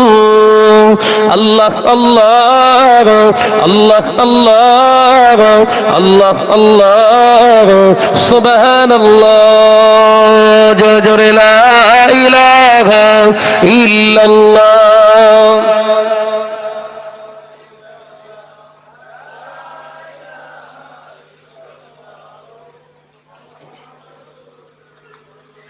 আমার নওজওয়ানেরা, যুবকেরা, মুরব্বিয়ান গণেরা, ছেলেরা, বাচ্চারা, পর্দা নশিনা মা ও বোনেরা, আমি আপনাদের বোঝাতে চেয়েছিলাম তাহলে সবের জায়গা থেকে আপনি নামাজ পড়ুন, রোজা করুন, হজ করুন আর যাকাত দেন, যা কিছুই দুনিয়া জমিনে করেন না কেন নবীর ইত্তেবা ছাড়া আপনার কোনো কাজ আল্লাহর দরবারে গ্রান্টেড হবে না। ও নওজওয়ানেরা, আপনার জীবনে সাকসেসফুল, আপনার জীবনে কামিয়াবি এনে দেবে যে রাস্তা, সেটা রাসূলুল্লাহর রাস্তা, সেটা আমার আল্লাহ পাকের পছন্দনীয় রাস্তা। ওই রাস্তা ছেড়ে দিয়ে অন্য কোন রাস্তায় যদি কামিয়াবি খুঁজতে চান, ওই জায়গায় কামিয়াবি তো হবে না, বরঞ্চ ধ্বংস হয়ে যাবে। ও নওজওয়ানেরা, মুরব্বিয়ানগণেরা, আমরা জানি নামাজ আমরা পড়ি, কিন্তু এই নামাজটা সকলের জন্য নয়। প্রকৃত ইমানদারদের জন্য নামাজটা, ওই নামাজটা প্রকৃত ইমানদারের জন্য। কিন্তু আপনি ভাবছেন আমি আল্লাহ আছে বিশ্বাস করি, কিন্তু আপনার বিশ্বাসটা আমি দুটি উদাহরণ দিলাম ওই রকম। ওষুধের উপরে ডিপেন্ড করতে হয়, নেতা মন্ত্রীদের উপরে আপনার ডিপেন্ড করতে হয়। এই রাষ্ট্রনায়ক না থাকলে আপনার বিপদে পড়ে যাব। ও মুসলমান, এটা আল্লাহর উপরে ঈমান আনা হয় না। বাবাজিরা, ভাইরা, সোনার মানিকেরা, তাহলে নির্ভেজাল একটা ঈমান আপনার ভিতরে স্থাপন করুন। দ্বিতীয় নাম্বার হলো আপনার শরীরটাকে পবিত্র করুন। ঈমান কমপ্লিট হলো, এইবার দ্বিতীয় কাজ হচ্ছে আপনার শরীরটাকে পবিত্র করা। আপনি ভাবছেন 100 বালতি পানি মাথায় ঢেলেছি, গোটা শরীরটা ধুয়ে ফেলেছি মানে আমি পাক। না মিয়া, ওটা আপনার ধারণা ভুল। গোসলের ফরজ হলো 3টে। কটা বললাম? জোরে বলো বাপ। গোসলের ফরজ হলো 3টে। নাম্বার 1 কি? চুপ করে গোসল গোসল হচ্ছে, সর্বনাশ হচ্ছে, তাই তো? এক নাম্বার মুখে পানি দেওয়া, গড় গড় করুন। একবার করা হচ্ছে ফরজ, 3 বার করা হচ্ছে রাসূলের সুন্নাত। একবার জোরে বলুন। কই জোরে হলো কই?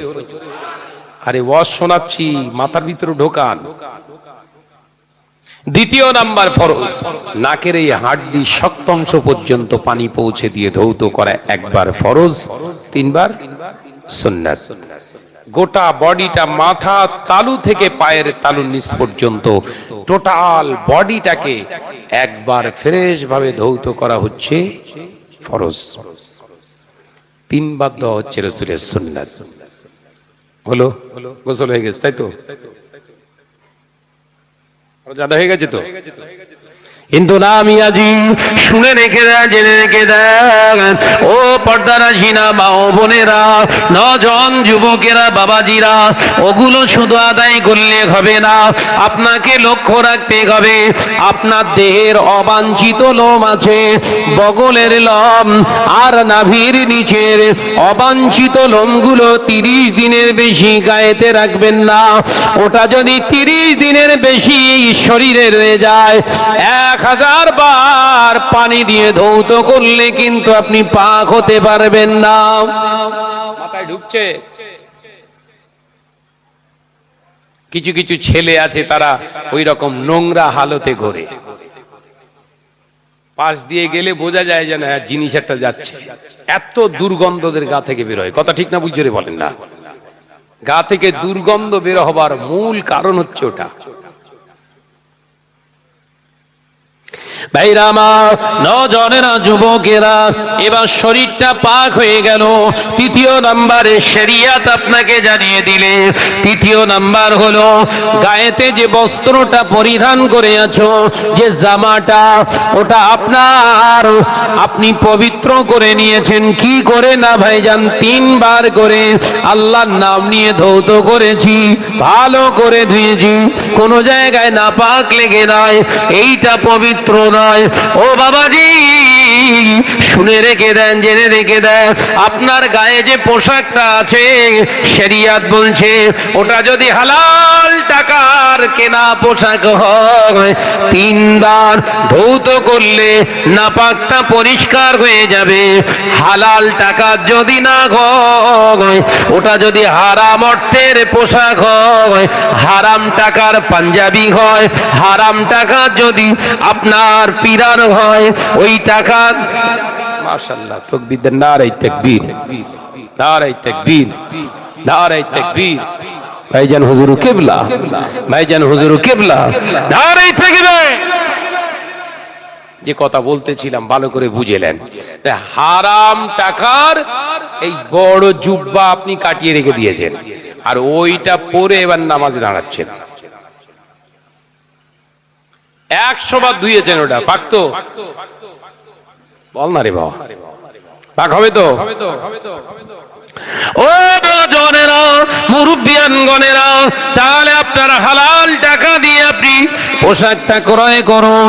ওই পোশাকটা ক্রয় করে এবার আপনি পবিত্র হন। নজন যুবকেরা, 4 নাম্বার আপনার শর্ত, যে জায়গায় নামাজটা আদায় করবেন, যে জায়গায় নামাজটা আপনি পড়বেন, ওই নামাজের মুসাল্লাটা, ওই জায়গাটা পবিত্র হওয়া দরকার। ও মুরব্বিয়ানগণেরা, ছেলেরা, বাচ্চারা, কিন্তু আপনি দাঁড়িয়েছেন অত্যন্ত সাদা চকচকে ধবধবে ভালো একটা ধোয়া জায়গায়, কিংবা মসজিদে দাঁড়িয়েছেন মার্বেলের উপরে নামাজ আদায় করার জন্য, কিন্তু এই জায়গাটা আপনি দাঁড়িয়েছে যে জায়গাটায় ওই মার্বেলটা ক্রয় করে দিয়েছে, ওই মসজিদে টাকা দিয়েছে হারামখোর, সুদখোর, ও আপনাকে দিয়েছে এই মসজিদের মার্বেল বসিয়ে, ওই জায়গায় আপনি 100 বার পানি দিয়ে ধৌত করেছেন, ওটা কি পাক? বলেন। এই প্রাথমিক বেসিক্যালি জায়গাগুলো আমরা কমপ্লিট করতে পারিনি বলে আমাদের নামাজে মন বসে না। কথা বুঝতে পারছেন না? এই বেসিক্যালি জায়গাগুলো একদম প্রাথমিক লেভেলের এই জায়গাগুলোকে আমরা কংক্রিট করতে পারিনি বলে নামাজের ভিতরে আমাদের একগ্রতা আসে না। আল্লাহু আকবার বলে তাকবীরে তাহরিমা করছি, মন পড়ে আছে অন্য জায়গায়। কথা বুঝতে পারেন? এই জায়গাগুলো আমাদেরকে ভালো করে শিখে নিতে হবে। আর এই মাজলিসগুলো এই জন্যই মুজাদ্দিদুজ্জামান দাদা পীর রাহমাতুল্লাহ আলাইহি এই মজলিসগুলো কায়েম করেছিলেন। একবার জোরে বলুন সুবহানাল্লাহ। এখানে বসবে আবাল বৃদ্ধ বনিতা, বিশেষ করে বয়োজ্যেষ্ঠ মুরব্বীদের এটা আপনার শিক্ষা কেন্দ্র। এই জন্য দাদা পীর রাহমাতুল্লাহ আলাইহি এই জায়গাগুলো তৈরি করে রেখে গিয়েছিলেন বাংলার জমিনে। কিন্তু আমরা আমাদের চিন্তাধারা চেঞ্জ করে ফেলেছি। যাবার কথা ছিল সোজা, অন্য সাইড দিয়ে বেঁকে বেঁকে চলে যাচ্ছে। এর উপকার, এর সাইড এফেক্ট কি হচ্ছে, এর উপকার কতটা হচ্ছে কি, নেকি কতটা হচ্ছে কি, ওটা তো অদৃশ্যের বাইরে। কিন্তু সাইড এফেক্টটা কি হচ্ছে, পার্শ্ব প্রতিক্রিয়া। ঘরের ছেলেরা যেমন ছিল সেই রকমই আছে। এক কথা ঠিক না বুঝলে বলে? পরিবর্তন হচ্ছে কিছু? পরিবর্তন হচ্ছে না। তা না হবার কারণটা কি?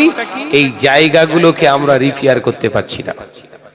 আমি এলাম, আমার মতো গেয়ে চলে গেলাম, আর একজন এলো তানার মতো তিনি গেয়ে চলে গেল, আর একজন এলো তিনি তানার মতো গেয়ে দিয়ে চলে গেল।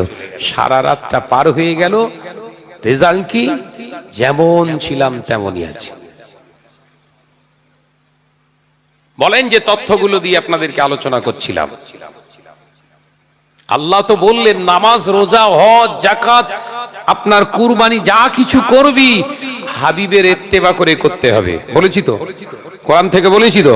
তাহলে এই জায়গাটা কি, সেই রাসূলের ইত্তেবাটা কি? নবীর ইত্তেবা করতে গেলে কোন প্রসেসে করতে হবে আমাকে শিখতে হবে না? নামাজ পড়লেই রাসূলুল্লাহর ইত্তেবা হয়ে যাবে? নবী পাক সাল্লাল্লাহু আলাইহি ওয়াসাল্লামের ইত্তেবা অনুসরণ করে আমাদের জিন্দেগিটা গঠন করতে হবে। সেই কোন রাস্তা, কোন প্রসেস? এই জন্য আল্লাহ ওয়ালা, আল্লাহর মাহবুব বান্দাদের সোহবত প্রাপ্ত হতে হয়। একবার জোরে বলুন সুবহানাল্লাহ। এই ইলমে তাসাউফের, ইলমে জাহিরি বাতিনি জায়গাটা দেখিয়ে রেখে গেছে বাংলার জমিনে মুজাদ্দিদুজ্জামান আমির শরিয়াত আলা হযরত দাদা পীর রাহমাতুল্লাহ আলাইহি। এই জায়গাগুলো আজকে হাফেজ সাহেব হুজুরের নাম আছে তো? হাফেজ সাহেব, দুনিয়ায় বহু হাফেজ আছে, বহু হাফেজ দুনিয়া ছেড়ে চলে গেছে, তাই তো নাকি? আপনাদের এই ভগবতীপুর গ্রামে, এই আপনার খালসের চক গ্রামে আরো তো অন্যান্য হাফেজ আলেমরা দুনিয়া থেকে চলে গেছে। তাদের নামে তো এইরকম সুন্দর, এত সুন্দর করে মজলিস ইসালে সওয়াব তো হয় না। একজনের নামে হচ্ছে কেন?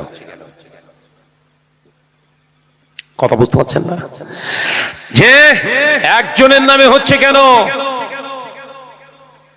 ইনি হাফেজে কোরআন ছিলেন। যেমন এই হাফেজে কোরআন সাথে সাথে কোরআনটাকে হেফাজত করার সাথে সাথে কোরআনের জিন্দেগি গঠন করেছিলেন।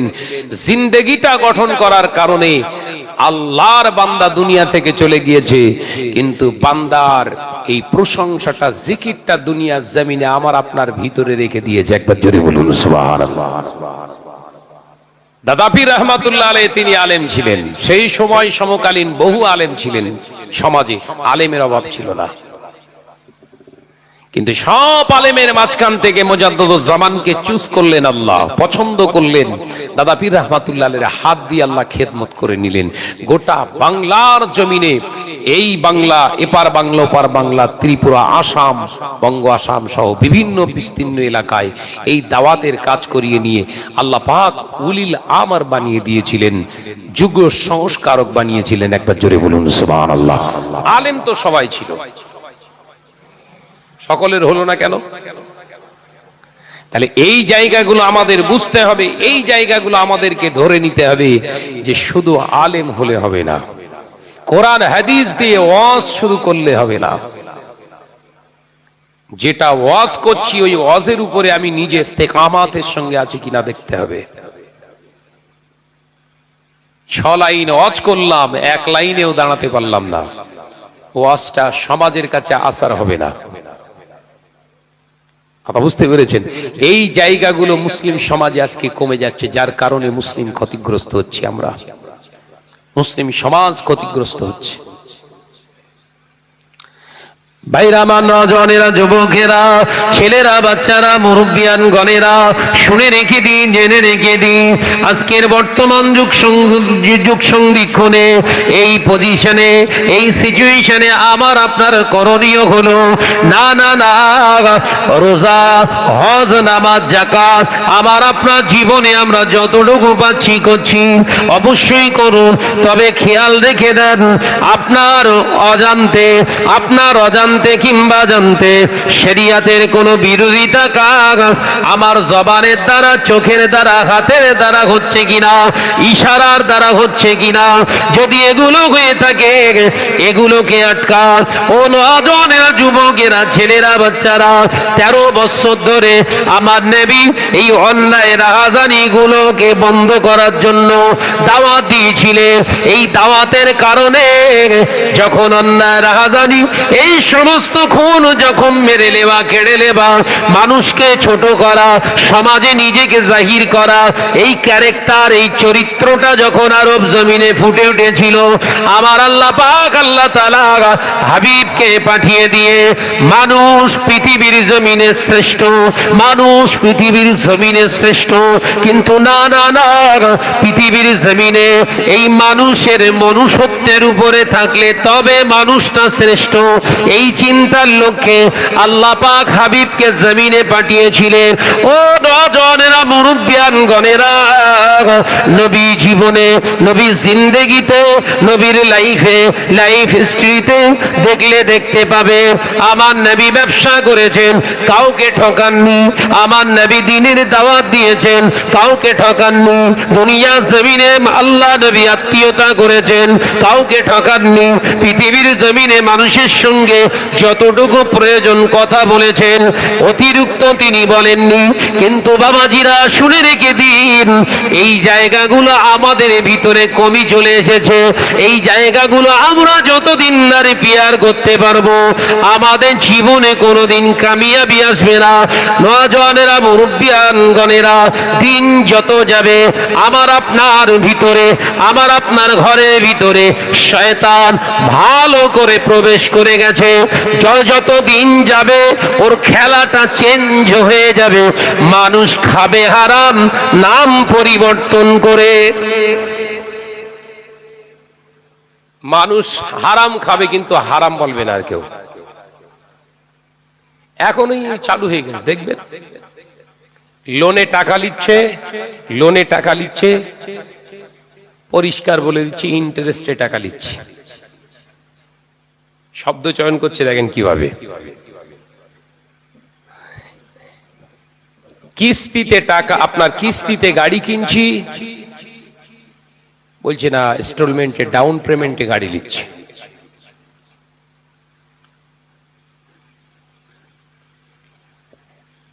ঘর তৈরি করছে সুদের দ্বারস্থ হয়ে, বলছে হোম লোন নিচ্ছে। হচ্ছে তো নাকি? কথা বলছে না কেন? ব্যবসা করছে লোন নিয়ে, বলছে বিজনেস লোন নিচ্ছি।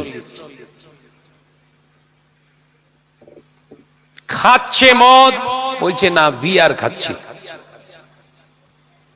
কথা ঠিক না? জোরে বল না রে বাবা। টানছে গাঁজা, বলছে না পাত্তি টানছি। সব নাম চেঞ্জ করে ফেলছে, বলো ঠিক না? ভুল জোরে বলেন না।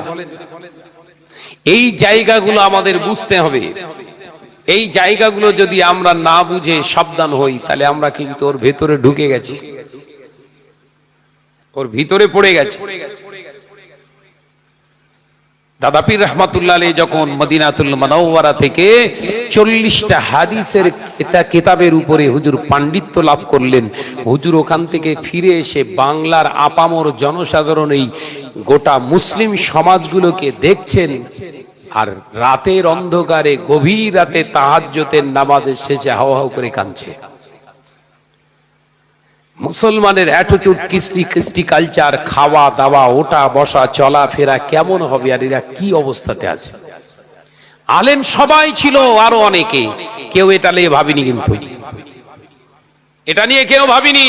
দাদা পীর রহমাতুল্লাহ আলাইহি ভেবেছিলেন, দাদা হুজুর পীর কেবলা রহমাতুল্লাহ আলাইহি ভেবে ভেবে ভেবে ভেবে চিন্তা ভাবনা করে আল্লাহর কাছে কেঁদে আল্লাহর দ্বীনের জন্য তিনি খেদমত শুরু করেছিলেন। আল্লাহ পাক সেই পথেতেই তাকে কবুল করেছিলেন। একবার জোরে বলুন না সুবহানাল্লাহ, জোরে হবে না সুবহানাল্লাহ। আমি শাহনাজের টার্গেট অন্য, খালসের চকে জলসা এসেছি, এমন ভাবে কথা বলে যাব, জলসা করব আগের বছর যেন কনফার্ম হয় রিজার্ভেশন। এই জলসাটা আল্লাহ কবুল করছে, আবার জলসার দাওয়াত দিয়ে দিচ্ছে। এমন ভাবে এখানে কথা মুছিয়ে রেখে যাব, আগের বছরে যেন এর পাশের যত এলাকার জলসা হয় সব দাওয়াতগুলো যেন আমি পাই। আল্লাহ কবুল করছে। আসি, ফায়দা কি হচ্ছে? দুনিয়াটা কংক্রিট হচ্ছে, আখিরাতটা ধ্বংস হচ্ছে। দাদা পীর রহমাতুল্লাহ আলাইহির নীতি আদর্শ ছিল কি, দুনিয়াটা কতটা আছে সেটাকে দেখে আখিরাতটা কংক্রিট করা। আমরা দুনিয়াটা কংক্রিট করার লক্ষ্যে দৌড়াচ্ছি।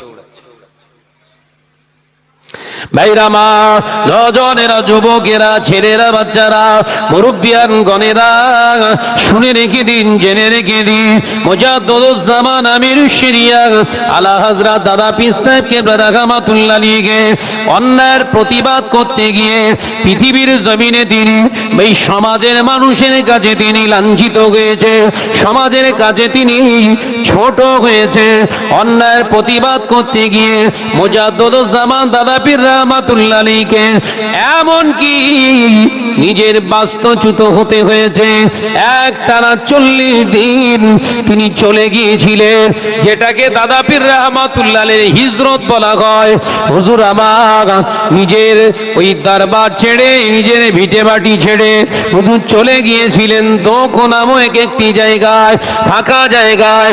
ও মুরব্বিয়ান গণেরা, ছেলেরা, বাচ্চারা, হক থেকে নিজেকে সরিয়ে নেনি, সত্য থেকে নিজেকে সরিয়ে নেনি, অন্যার প্রতিবাদ থেকে নিজেকে পিছিয়ে নেনি। তাই তো আমার সম্মান চলে যাবে, ইজ্জত চলে যাবে, মানুষ আমাকে দাম দেবে না, এই চিন্তা নিয়ে তিনি আর পিছে হটেননি, বরঞ্চ আগিয়ে গিয়েছেন। ও নজনেরা, মুরব্বিয়ান গণেরা, ওই সময় বহু আলেম ছিল, সমাজের বুকে বহু আলেম ছিল। মুজাদ্দুজ্জামানের এই ত্যাগ তিতিক্ষা, এই চিন্তা ভাবনাকে সমাজের বিদগ্ধ আলেমে দিন পণ্ডিতেরা ভেবেছিলেন এটা কোনো সাধারণ আলেমের কাজ নয়, এই কাজটা সাধারণ কোন আলেমের কাজ নয়, এই কাজটা নিঃসন্দেহে আল্লাহওয়ালা আলেমের কাজ। সেই জন্য ওই সমস্ত আলেমে দিনরা দাদা পীর রহমাতুল্লাহ আলাইহিকে জমানার মুজাদ্দিদ হিসাবে গ্রহণ করেছিলেন।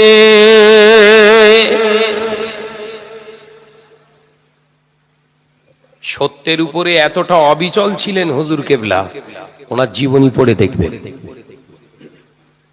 ন্যায়ের প্রতি এত কঠোর ছিলেন, জীবনীটা পড়ে দেখবেন। আমরা এখানে বলি, ও রাস্তায় উঠে গাড়ি চালালে সব ভুলে যায়। কথা বুঝাচ্ছেন না? এইখানেই আমরা সমাজ শেষ করে ফেলছি, নিজেরাও শেষ হয়ে যাচ্ছি।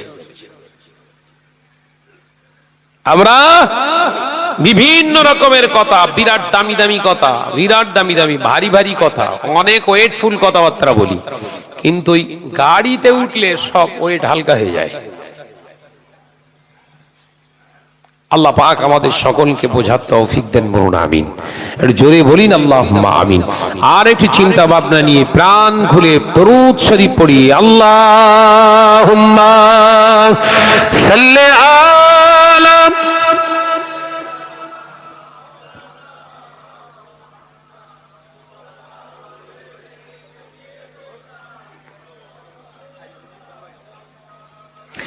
ডেকে লও রাসূলুল্লাহ রওজা পাকের কিনারে, আমি সইতে পারি না বিরহ ব্যথা, ধন্য করো দিদারে। আল্লাহ আল্লাহুম্মা সাল্লি আলা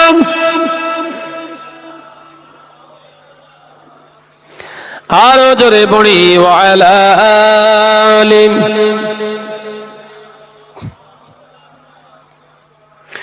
নূরে উজ্জ্বল চেহারা তোমার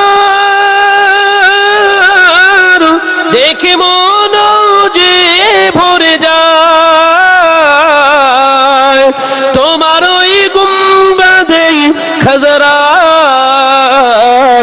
দেখি মান বেড়ে যায়। জোরে হবে না সুবহানাল্লাহ, আরেকটু জোরে হবে না সুবহানাল্লাহ। দেখে লাও রাসূলুল্লাহ রোজা পাকের কিনারে আমি সইতে পারি না বিরহ ব্যথা ধন্য করো দিদারে আল্লাহুম্মা সাল্লি আলা মাশাআল্লাহ মাশাআল্লাহ আরেকটু জোরে ওয়া আলা আলি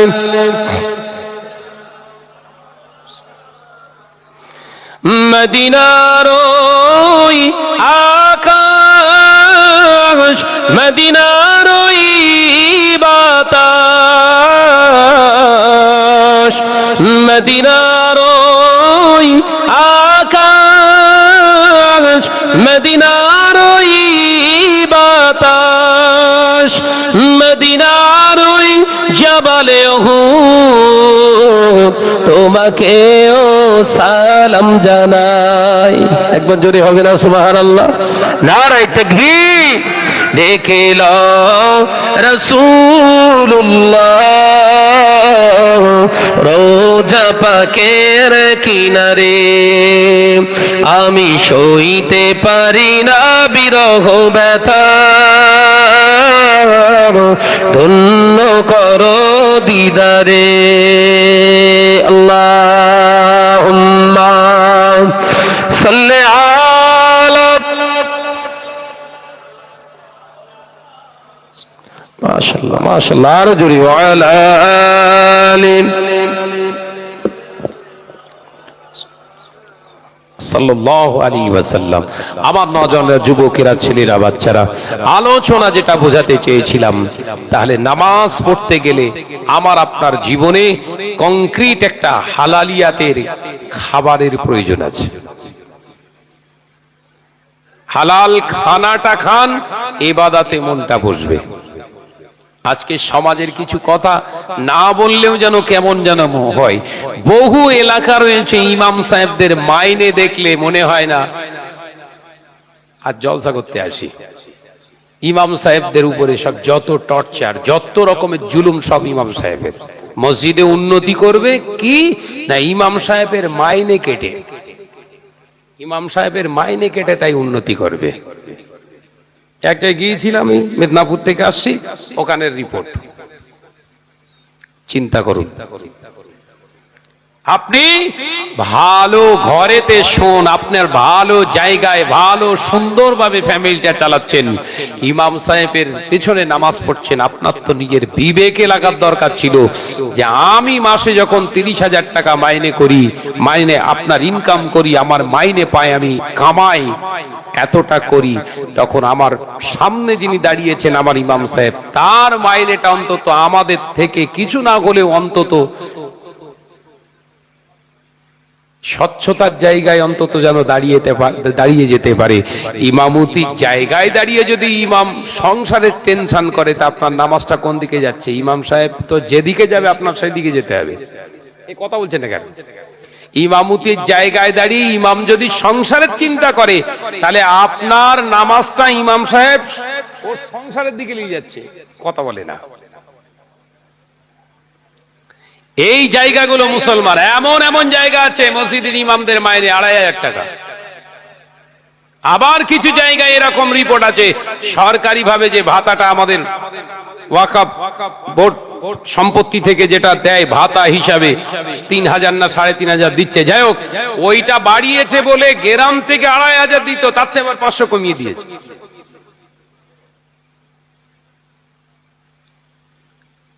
এই যদি আমাদের চিন্তা হয়, তাহলে আপনাকে আমাকে আরো ভাবার দরকার আছে কেন সমাজে আজকে আমরা লাঞ্ছিত হচ্ছি। আপনারটা আপনি বুঝলে হবে না, আপনি যখন নেতৃত্ব দিচ্ছেন আপনাকে অপরটাকে বোঝার দরকার আছে। এই কথা ঠিক না বুঝে বলেন? আপনি মসজিদের সেক্রেটারি হয়েছেন, প্রেসিডেন্ট হয়েছেন, আপনি আপনারটা যখন নিয়ে ভাবছেন, আপনি ইমামেরটা নিয়ে ভাববেন না কেন? বহু জায়গায় ইমাম সাহেবরা প্রতিবাদ করার কারণে সেই ইমামের ইমামতিটা চলে গেছে। কি প্রতিবাদ? না, ইমামের প্রতিবাদ এটাই ছিল সুদখোরের বিরুদ্ধে, গানখোরের বিরুদ্ধে, জেনাখোরের বিরুদ্ধে, চটকদারের বিরুদ্ধে, ঘুষখোরের বিরুদ্ধে, লটারিখোরের বিরুদ্ধে কথা বলতে গিয়ে ইমাম সাহেব আক্রান্ত হয়েছে। আমি তখন মক্কা শরীফে অবস্থান করছি, সবে 4 দিন গিয়েছি। একটা ইমাম সাহেব আমাকে হোয়াটসঅ্যাপ করে আপনার ভয়েস মেসেজ পাঠিয়েছে। বেচারা কাঁদছে রমজান মাসে, এই বছরের কথা বলছি। ভয়েস মেসেজ পাঠিয়েছে আমাকে, কাঁদছে, ভাইজান আপনি আল্লাহর খানায় কাবা এলাকা রয়েছেন, একটু দোয়া করেন যেন এদের অত্যাচার থেকে আমি বাঁচতে পারি। ইমাম সাহেবের উপরে যদি আপনি অত্যাচার করেন, আপনি কোন শ্রেণীর মুসলমান? আপনার ইমানের জায়গাটা থেকে আপনি বলুন। এই জায়গাগুলো আজকে সমাজে আমাদের অধঃপতনের জায়গা হয়েছে। এই আজকে এত সুন্দর লাইটিং খালসের চকে, এত সুন্দর মাইকিং, এত সুন্দর আয়োজন, এত সুন্দর করে করলেন, করুন, অসুবিধে নেই। আপনাকে ভাবতে হবে এই যে যত টাকা খরচা করছি এই আপনার পারপাসে, এর থেকে যদি একটু কম খরচা করে যদি একটা দুস্থ পরিবারের হাতে যদি ওই টাকাটা তুলে দেওয়া যেত। কথা বুঝতে পারেন? ভুল বলে ফেললাম বোধহয় নাকি? আপনার লেগে যাচ্ছে নাকি? যত টাকা খরচ করছে বহু জায়গায়, বহু বড় জলসায়, বহু প্রচুর বাজেট নিয়ে জলসা করে, দাওয়াত দিয়েছে। একবার গেছি, গিয়ে এই প্রস্তাব রাখতে দ্বিতীয়বার তার আর বলেনি। যাক আলহামদুলিল্লাহ, খুব ভালো হয়েছে। এই যে নিম্ন আমাদের সব থেকে জঘন্যতম চিন্তা নিয়ে আমরা বসবাস করছি পৃথিবীতে, এই চিন্তা থেকে যতদিন না বেরোতে পাচ্ছেন, আল্লাহ সাহায্য আসবে না, আল্লাহ সাহায্য আসবে না। আমার গ্রামে, আমার পাড়ায় এই রমজান মাসে আমি চলে গিয়েছিলাম, বাড়িতে এসেছি। আমি শুধু একটুখানি বলছি এই জন্য, বোঝার জন্য, ভাববেন না শাহনাজ ভাই নিজের কথা বেশ ভালো করে ঢোল বাজিয়ে রেখে গেছে, বোঝার জন্য বলছি। এই বাড়িতে আসার পরে দেখলাম বহু মাদ্রাসা থেকে আমার বাড়িতে বিল দিয়ে গেছে। বাড়ি থেকে বেরিয়ে আপনার বাড়ি পৌঁছেই তার পরের দিনই প্রথম আমার কাজ হয়েছিল, প্রথম কাজ করেছিলাম, কিছু টাকা পকেটে নিয়ে আমার গ্রামে বেরিয়েছিলাম। দুস্থ পরিবারকে আছে, মাদ্রাসায় আগে নয়, আমার এলাকার মানুষ আগে। কথা বুঝতে পারছেন না? এইগুলো করে সমাজ তছনছ করে ফেলছে। অমুক হুজুরের মাদ্রাসা, অমুক হুজুরে অমুক সাহেবের মাদ্রাসা, এত দে অত দে অত দে, বিশাল ছাত্র পড়ে। কি হয়েছে? তোর বাড়ির কাছে যদি একজন এতিম, বাড়ির কাছে যদি অসহায় মানুষ পড়ে থাকে, ও যদি ট্রিটমেন্টের অভাবে মরে, ও যদি অসুস্থতার কারণে ট্রিটমেন্টের অভাবে, টাকার অভাবে যদি কষ্ট পায়, ওই বড় হুজুরের কাছে, বড় মাদ্রাসায়, বড় প্রতিষ্ঠানে দিলেও কিয়ামতের দিন তো জব দিতে দিতে গলা ধাক্কা মেরে মেরে তোকে জাহান্নামে ঢোকাবে। তোর হক ছিল, প্রথম হক ছিল তোর জাকাতের টাকা, তোর দানের টাকার প্রথম হকদার হচ্ছে তোর প্রতিবেশী। এ কথা বুঝতে পারছেন না? এগুলো বলছি বলি তো শাহনাজ খারাপ হয়ে গেছে। আমার নামে প্রচার করা হচ্ছে আমি মাদ্রাসা বিরোধী। করো করো, কিয়ামতের দিন দেখা হবে ইনশাআল্লাহ। যা আসে মুখে বলে যাও, সব মহান স্রষ্টা রব্বুল আলামিনের উপরে ছেড়ে দিলাম, বিচার সেই করবে। কথা বুঝতে পেরেছেন?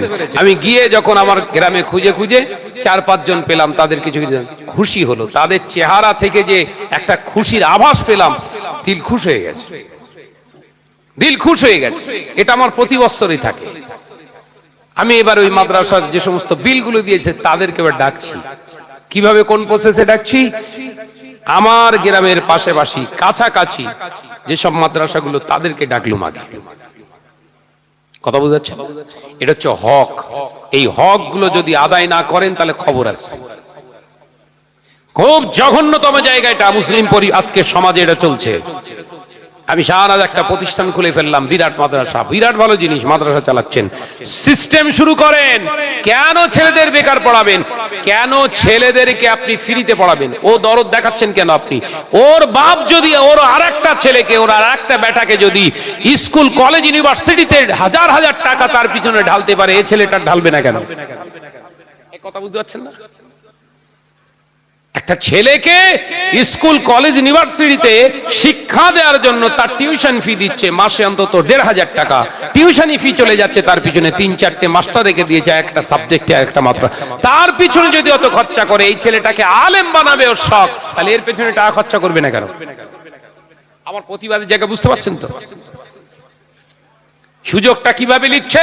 শাহনাজের ছেলে মাদ্রাসায় পড়বে, শাহনাজের ইনকাম ভালো, টাকা পয়সা আছে, তারপরেও একটা প্রতিষ্ঠানে যখন ছেলেকে ভর্তি করতে গেলাম, শাহনাজের ছেলে নিয়ে এসছে, শাহনাজ ভাইয়ের ছেলে নিয়ে এসছে, কোনো অসুবিধা নেই, দে ভর্তি করে দে, ভর্তি করে দে। জিজ্ঞাসা করছি মাসিক কত দিতে হবে? বলে ভাইজান আপনার যেটা ভালো লাগে আপনি দেন। কেন? সুযোগ করে দিচ্ছে, বলো সুযোগ করে দিচ্ছে। আমার বাপ আমাকে টাকার অভাবে বোর্ডিং খরচা দিতে পারিনি, নিজে মেহনত করে পরিশ্রম করে পরের দোকানে কাজ করে শিক্ষিত হয়েছি, আল্লাহ যতটুকু শিখিয়েছে আলহামদুলিল্লাহ। কিন্তু আজকে যখন আমি টাকা ইনকাম করেছি, আমার কাছে টাকা রয়েছে, ওই জঘন্যতম জায়গা থেকে কেন আমার ছেলেকে খাওয়াবো, কেন পড়াবো? বললো কি না মাসে 1,000 টাকা করে দেবো। হাকিকাতটা বলছি, বোঝার চেষ্টা করেন, কথা বুঝাচ্ছেন না? আজকে আলেমদের ওয়াজ নসিহাতে, মাওলানা আলেম ওলামাদের নসিহাতে কেন তাসির নেই? মেন জায়গা নিয়ে চিন্তা করুন। আজকে ওই ছেলেটা পড়াশোনা করছে, 1,000 টাকা মাসে আমি দিচ্ছি, 1,000 টাকায় এক মাসে একটা বাচ্চার কুলাবে? এই জোরে বলেন, কুলাবে? ও বছর কি বছর পড়াশোনা করছে, ওই 1,000 টাকা করে আমি মাসে মাসে দিলাম, বছরে 12,000 টাকা নয়, রমজান মাস ছুটি ওটার লাগে না, 11,000 টাকা দিয়ে দিলাম। ছেলে আমার হাফেজ কারি মাওলানা পাশ করে একদম ঘরে বেরিয়েছে, একদম ঘরে চলে এসে পাগড়ি দিয়ে, যে বিশাল ব্যাপার, মাওলানা মুফতি বিশাল বিশাল হচ্ছে। ভাই হিসাব করে দেখুন তো, আপনার ক টাকা খেয়ে ওই ছেলেটা আলেম হয়েছে? ও খেয়েছে কার? জাকাতের টাকা। কথা বলছেন না কেন? ও খেয়েছে কার? গরিবের জাকাতের টাকা, যেটা ছিল গরিবদের হক, নষ্ট করে মাদ্রাসার কাছে চলে গেছে। মাদ্রাসায় 4 জন 6 জন 20 জন এতিম মিসকিন পড়েছিল, তাদের হাওলা দিয়ে আপনার ছেলেকেও খাওয়ানো হয়েছে জাকাতের টাকা। আপনি নিজে তো দেন জাকাত, আপনার ছেলের জন্য জাকাতের টাকা খাওয়া হালাল? বললি তো শাহনাজ খারাপ। এই কথা বলছেন না কেন? হয়ে গেল। মনে আছে যে শব্দটা বলেছিলাম? আল্লাহ রাসূল বললেন লাহমুন হারাম আলা ইয়াদখুলুল জান্নাহ।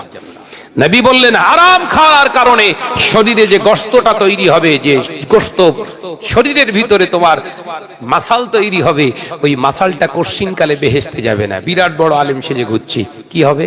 ঠিকানা তো জাহান্নাম হয়ে গেছে। আমার আলোচনা বুঝতে পারছেন তো নাকি? তাই বাচ্চাদেরকে মাদ্রাসায় পড়াবেন, হাত জোড় করে বলে যাচ্ছি, আপনার সামর্থ্য অনুযায়ী আপনি পড়ান, তাদেরকে সাহায্য করুন। আপনার ছেলেটাকে আপনার মেহনতের টাকায় তৈরি করার চেষ্টা করুন, তাহলে ওই ছেলেটা প্রকৃত ছেলে হবে, ওই সন্তানটা প্রকৃত আপনার সন্তান, প্রকৃত আলেমে দিন তৈরি হবে। নইলে সমাজে এমন এমন এমন এমন ফিতনা ফাসাদ সমাজে ছড়িয়ে দেবে, এমন এমন জায়গা তৈরি করে দেবে, মানুষ উইলিয়ে ছেঁড়াছেড়ি করবে। কথা বুঝেছ ভাইরা? আমার নজনেরা, মুরব্বিয়ানগণেরা, মুজাদ্দিদুজ জামান আমির শরিয়া আলা হযরত দাদা পীর রাহমাতুল্লাহ আলাইহি, তিনিও শিক্ষিত হয়েছিলেন। হুজুর কেবলা 5 কলেজার লালকেও এক এক করে মাদ্রাসায় পড়িয়েছিলেন।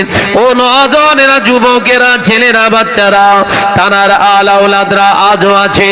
বাবাজিরা খোঁজ নিয়ে দেখবেন, ফিরি খাওয়ার ধান্দায় ভাই কেউ বাচ্চাটাকে মাদ্রাসায় দেননি, আপনি কেন দেবেন? আপনার অর্থ আছে, টাকা আছে, বাহুবল আছে, আপনার আল্লাহ পাক কোনো তো কমই দেয়নি। বাচ্চার পিছনে আপনি আল্লাহর জন্য যে টাকাটা ব্যয় করবেন, ওই টাকাটা তো আপনি ফেলে দিচ্ছেন না, ওটা তো আপনার জন্য সাদকায়ে জারিয়া হয়ে যাবে। আপনার ছেলেটা হালাল অর্থ খেয়ে, আপনার হালাল খাবার খেয়ে যখন মানুষ হয়ে যাবে, ওই ছেলেটার ভিতরে যতটুকু আল্লাহ এলেম দান করবেন, ওই এলেমের উপরে ওর জীবনটা তৈরি করতে পারবে, সমাজকে দিতে পারবে। ওই রকম আলেমে দ্বীন আমার মুজাদ্দিদুজ্জামানকে আল্লাহ বানিয়েছিলেন।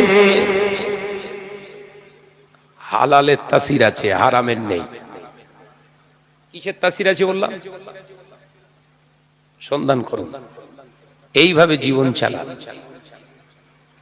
এইভাবে যদি না চালান, তাহলে আগামী দিন আমাদের আরো ঠকতে হবে। বিভিন্ন জায়গায়, বিভিন্ন প্রসেসে, বিভিন্ন মিটিং মিছিল, এত হই হই কাণ্ড হচ্ছে, প্রতিবাদ চাওয়াচ্ছে। আমিও বেরিয়েছিলাম, জানেন তো, আমিও বেরিয়েছিলাম। আমাদের গ্রাম থেকে আমাদের বাদুড়িয়া থানা পর্যন্ত গিয়েছিলাম, 8 কিলোমিটার প্রায় হেঁটে হেঁটে, সব প্রায় 5.5 থেকে 6,000, প্রায় 5,500-6,000 লোক আমার র্যালিতে ছিল, বিশাল লোক। ওখানে গিয়ে দেখতে পাচ্ছি যারা বক্তব্য রাখছে সব দেখি যে নিজের ঘোল মাখাচ্ছে হাইলাইট হওয়ার জন্য। আমি তো পুরো ফেঁসে গেছি, আমি এ তো বেরিয়েও তো মুশকিল হয়ে গেল। গ্রামের লোক, পাড়ার লোক, এলাকার লোক নিয়ে যদি বাড়ির সামনে প্রতিবাদ সভা করতাম, সেটাই ভালো ছিল। তো এ তো সর্বনাশ হচ্ছে পুরো। ওই সেই থেকে পুরো পা বন্ধ রেখেছি, আর কোন র্যালিতে যায়নি, সব ধান্দাবাজ। এ কথা বুঝতে পারছেন না? এ বললেই বলবেন লাও, আবার খোঁচা দেওয়া শুরু করেছে। সামনে ইলেকশন, এই জমায়েত দেখাচ্ছে আমার ডাকে এত লোক এসছে, দেখ প্রশাসনের নজর পড়ে যাচ্ছে, এই মাওলানাটার জন্য এত লোক জড়ো হয়েছে, তার মানে একটা বিরাট ভারিত্ব আছে, ওর ক্যাপচার কর। কথা বুঝাচ্ছেন না? এই করে সব করছে। আমি চিন্তা ভাবনা করে নিলাম যে না, যতটুকু প্রয়োজন, যতটুকু মনে ভাববো যে না এইটা দিলে কাজ হবে, এইটা করলে ঠিক জায়গায় কাজ হবে, সেই দিকে চেষ্টা চালাই। ওই জন্য সেই দিকে চিন্তা ভাবনা দিয়ে নিচ্ছি, বুঝতে পেরেছেন তো? ওই জন্য চিন্তা ভাবনা করুন। প্রতিবাদ হবে, যদি মনে করেন প্রতিবাদ করবেন, খালসের চকে আপনাদের এই ভগবতীপুর এলাকাবাসীকে নিয়ে, আপনাদের ভিতরে শিক্ষিত যারা বোঝেন, আপনার ওয়াকাফ স্টেটের সম্পত্তি, ওয়াকাফ এই যে সম্পত্তি সম্পর্কে বক্তৃতা দিতে পারবেন, তাকে দাঁড় করিয়ে দিয়ে কিছু বক্তব্য শুনুন। এই কথা বুঝাচ্ছেন না? একটু বুঝুন, বোঝার চেষ্টা করুন, আর চিন্তা ভাবনা রেখে দেন আগামী দিনে আমাদেরকে কি করে ঈমান আমলটাকে বেঁচে নিয়ে আপনার বাঁচিয়ে নিয়ে চলবো। এই চিন্তা নিয়ে যদি না যেতে পারেন, তাহলে আগামী দিন কি হোঁচট খাবেন। মুসলমান হোঁচট খেয়ে খেয়ে জীবন শেষ। আল্লাহ আমাদের বোঝার তৌফিক দেন, বলুন আমিন। আর একটু জোরে বলি আল্লাহুম্মা আমিন। ভাইরা আমার, নওজওয়ানেরা, আলোচনা বাড়াবো না। ভাইজান হুজুর কিবলা এখনই আসবেন। আমি আপনাদের ভাই মোহাম্মদ শাহনওয়াজ বলে যাই, নামাজ পড়বেন, রোজা করবেন, হজ করবেন, যাকাত দেবেন।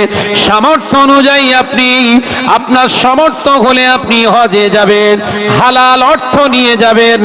আপনি আপনার জীবনে উমরা করবেন, সামর্থ্য অনুযায়ী উমরায় যাবেন, হালাল অর্থ নিয়ে উমরায় যাবেন। মানুষকে দান করবেন, ওই দানের টাকাটা আপনাকে বিরাট বান্ডেল বান্ডেল দিতে হবে আমি বলছি না, সামর্থ্য অনুযায়ী আপনি দিন, কিন্তু মানুষকে যেটা দান করবেন ওটা হালাল অর্থ থেকে দেবেন। কারণ ওই দানটা হলো ইবাদত, হালালের সঙ্গে সম্পর্ক ইবাদত। এই হালাল অর্থ ছাড়া আপনার ইবাদত হচ্ছে কোনো জায়গায় আপনি দেখাতে পারবেন না। খেয়াল থাকবে তো? খেয়াল থাকবে। 1 টাকা দান করবেন, ওটা যেন আপনার পরিশ্রমের মেহনতের হালাল অর্থ হয়। 100 টাকা দিতে হবে না। খেয়াল থাকবে তো বাবা? আল্লাহ আমাদের সকলকে বোঝার তৌফিক দেন, বলুন আমিন। জোরে বল না রে বাবা, আমিন। আসুন সকলে মিলে একটু দাঁড়াই, বিশ্ব নবীর একটু সালাতু সালাম জানাই। ইয়া নবী সালামুন।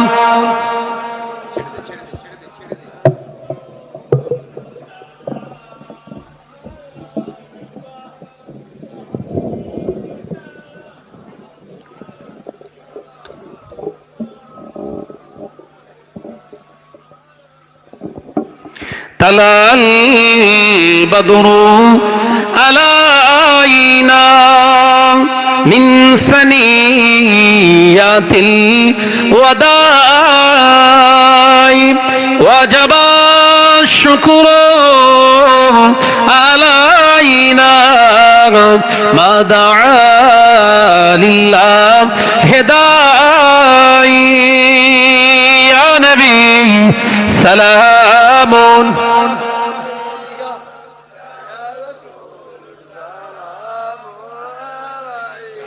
ইয়া হাবিব সালামুন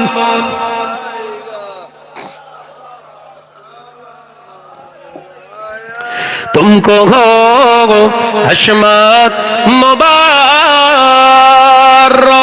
तुमको हो अज़मत मुबारक तुमको हो रफ़अत ओ मुबारक तुमको हो उम्मत मुबारक या नबी सलामुन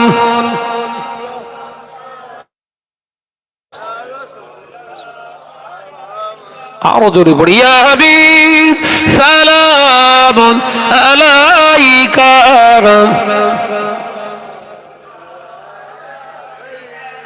तुम्हारा नाम रहमतल लिल आलामीन तुम्हारा नाम तोहा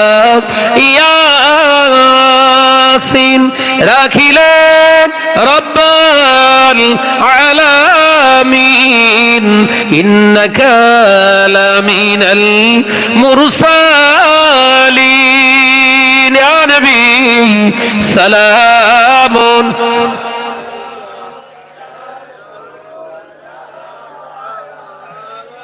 या हबीब सलामुन अलैका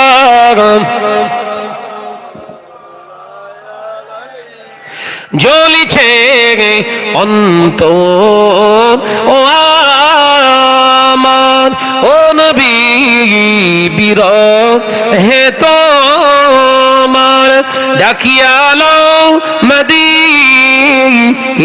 মাঝার আমরা যে বড়ই গুনাহগার নবী সালামুন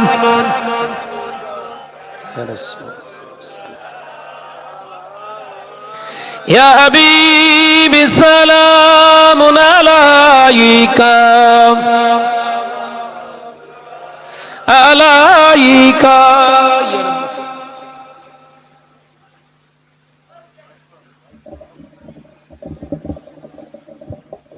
ঠিক আছে আমি ঠিক করে নিচ্ছি মোহাম্মদের সঙ্গে দরুদ আল্লাহুম্মা সাল্লি আলা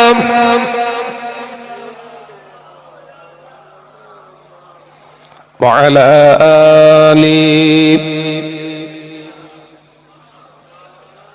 আমার প্রকাশনী একটা দোয়ার কিতাব আছে যদি পারেন তো এক পিস করে কিতাব আপনার 100 টাকার বিনিময়ে নেবে ভাইজান হুজুর আসছে একটু দাঁড়িয়ে তাকবীর দিন নারে তাকবীর জোরে হয় না নারে তাকবীর জোরে বলেন নারে তাকবীর আওলাদে মুজাদ্দিদুজ জামান আওলাদে মুজাদ্দিদুজ জামান জনাব ভাইজান হুজুর কিবলা জনাব ভাইজান হুজুর কিবলা নারে তাকবীর